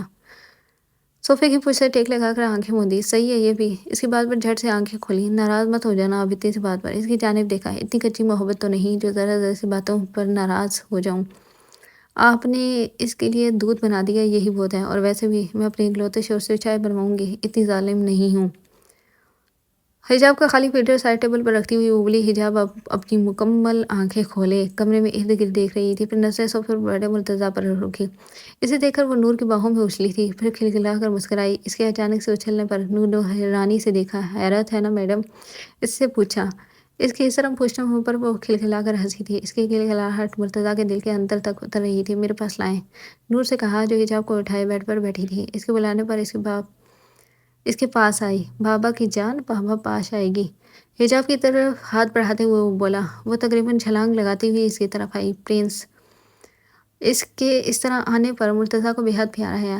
اس کے گال چومتے ہوئے وہ اسے اس کا پہلا لقب دے چکا تھا۔ نور اب وہی اس کے قریب آ کر بیٹھ گئی تھی۔ ایک نظر مرتضیٰ کی جانب دیکھا۔ آج سے اسے اس طرح اتنا مطمئن شاہد ہی کبھی دیکھا تھا۔ اتنی گہری مسکراہٹ آج پہلی بار وہ اس کے لبوں پر بھی دیکھ رہی تھی۔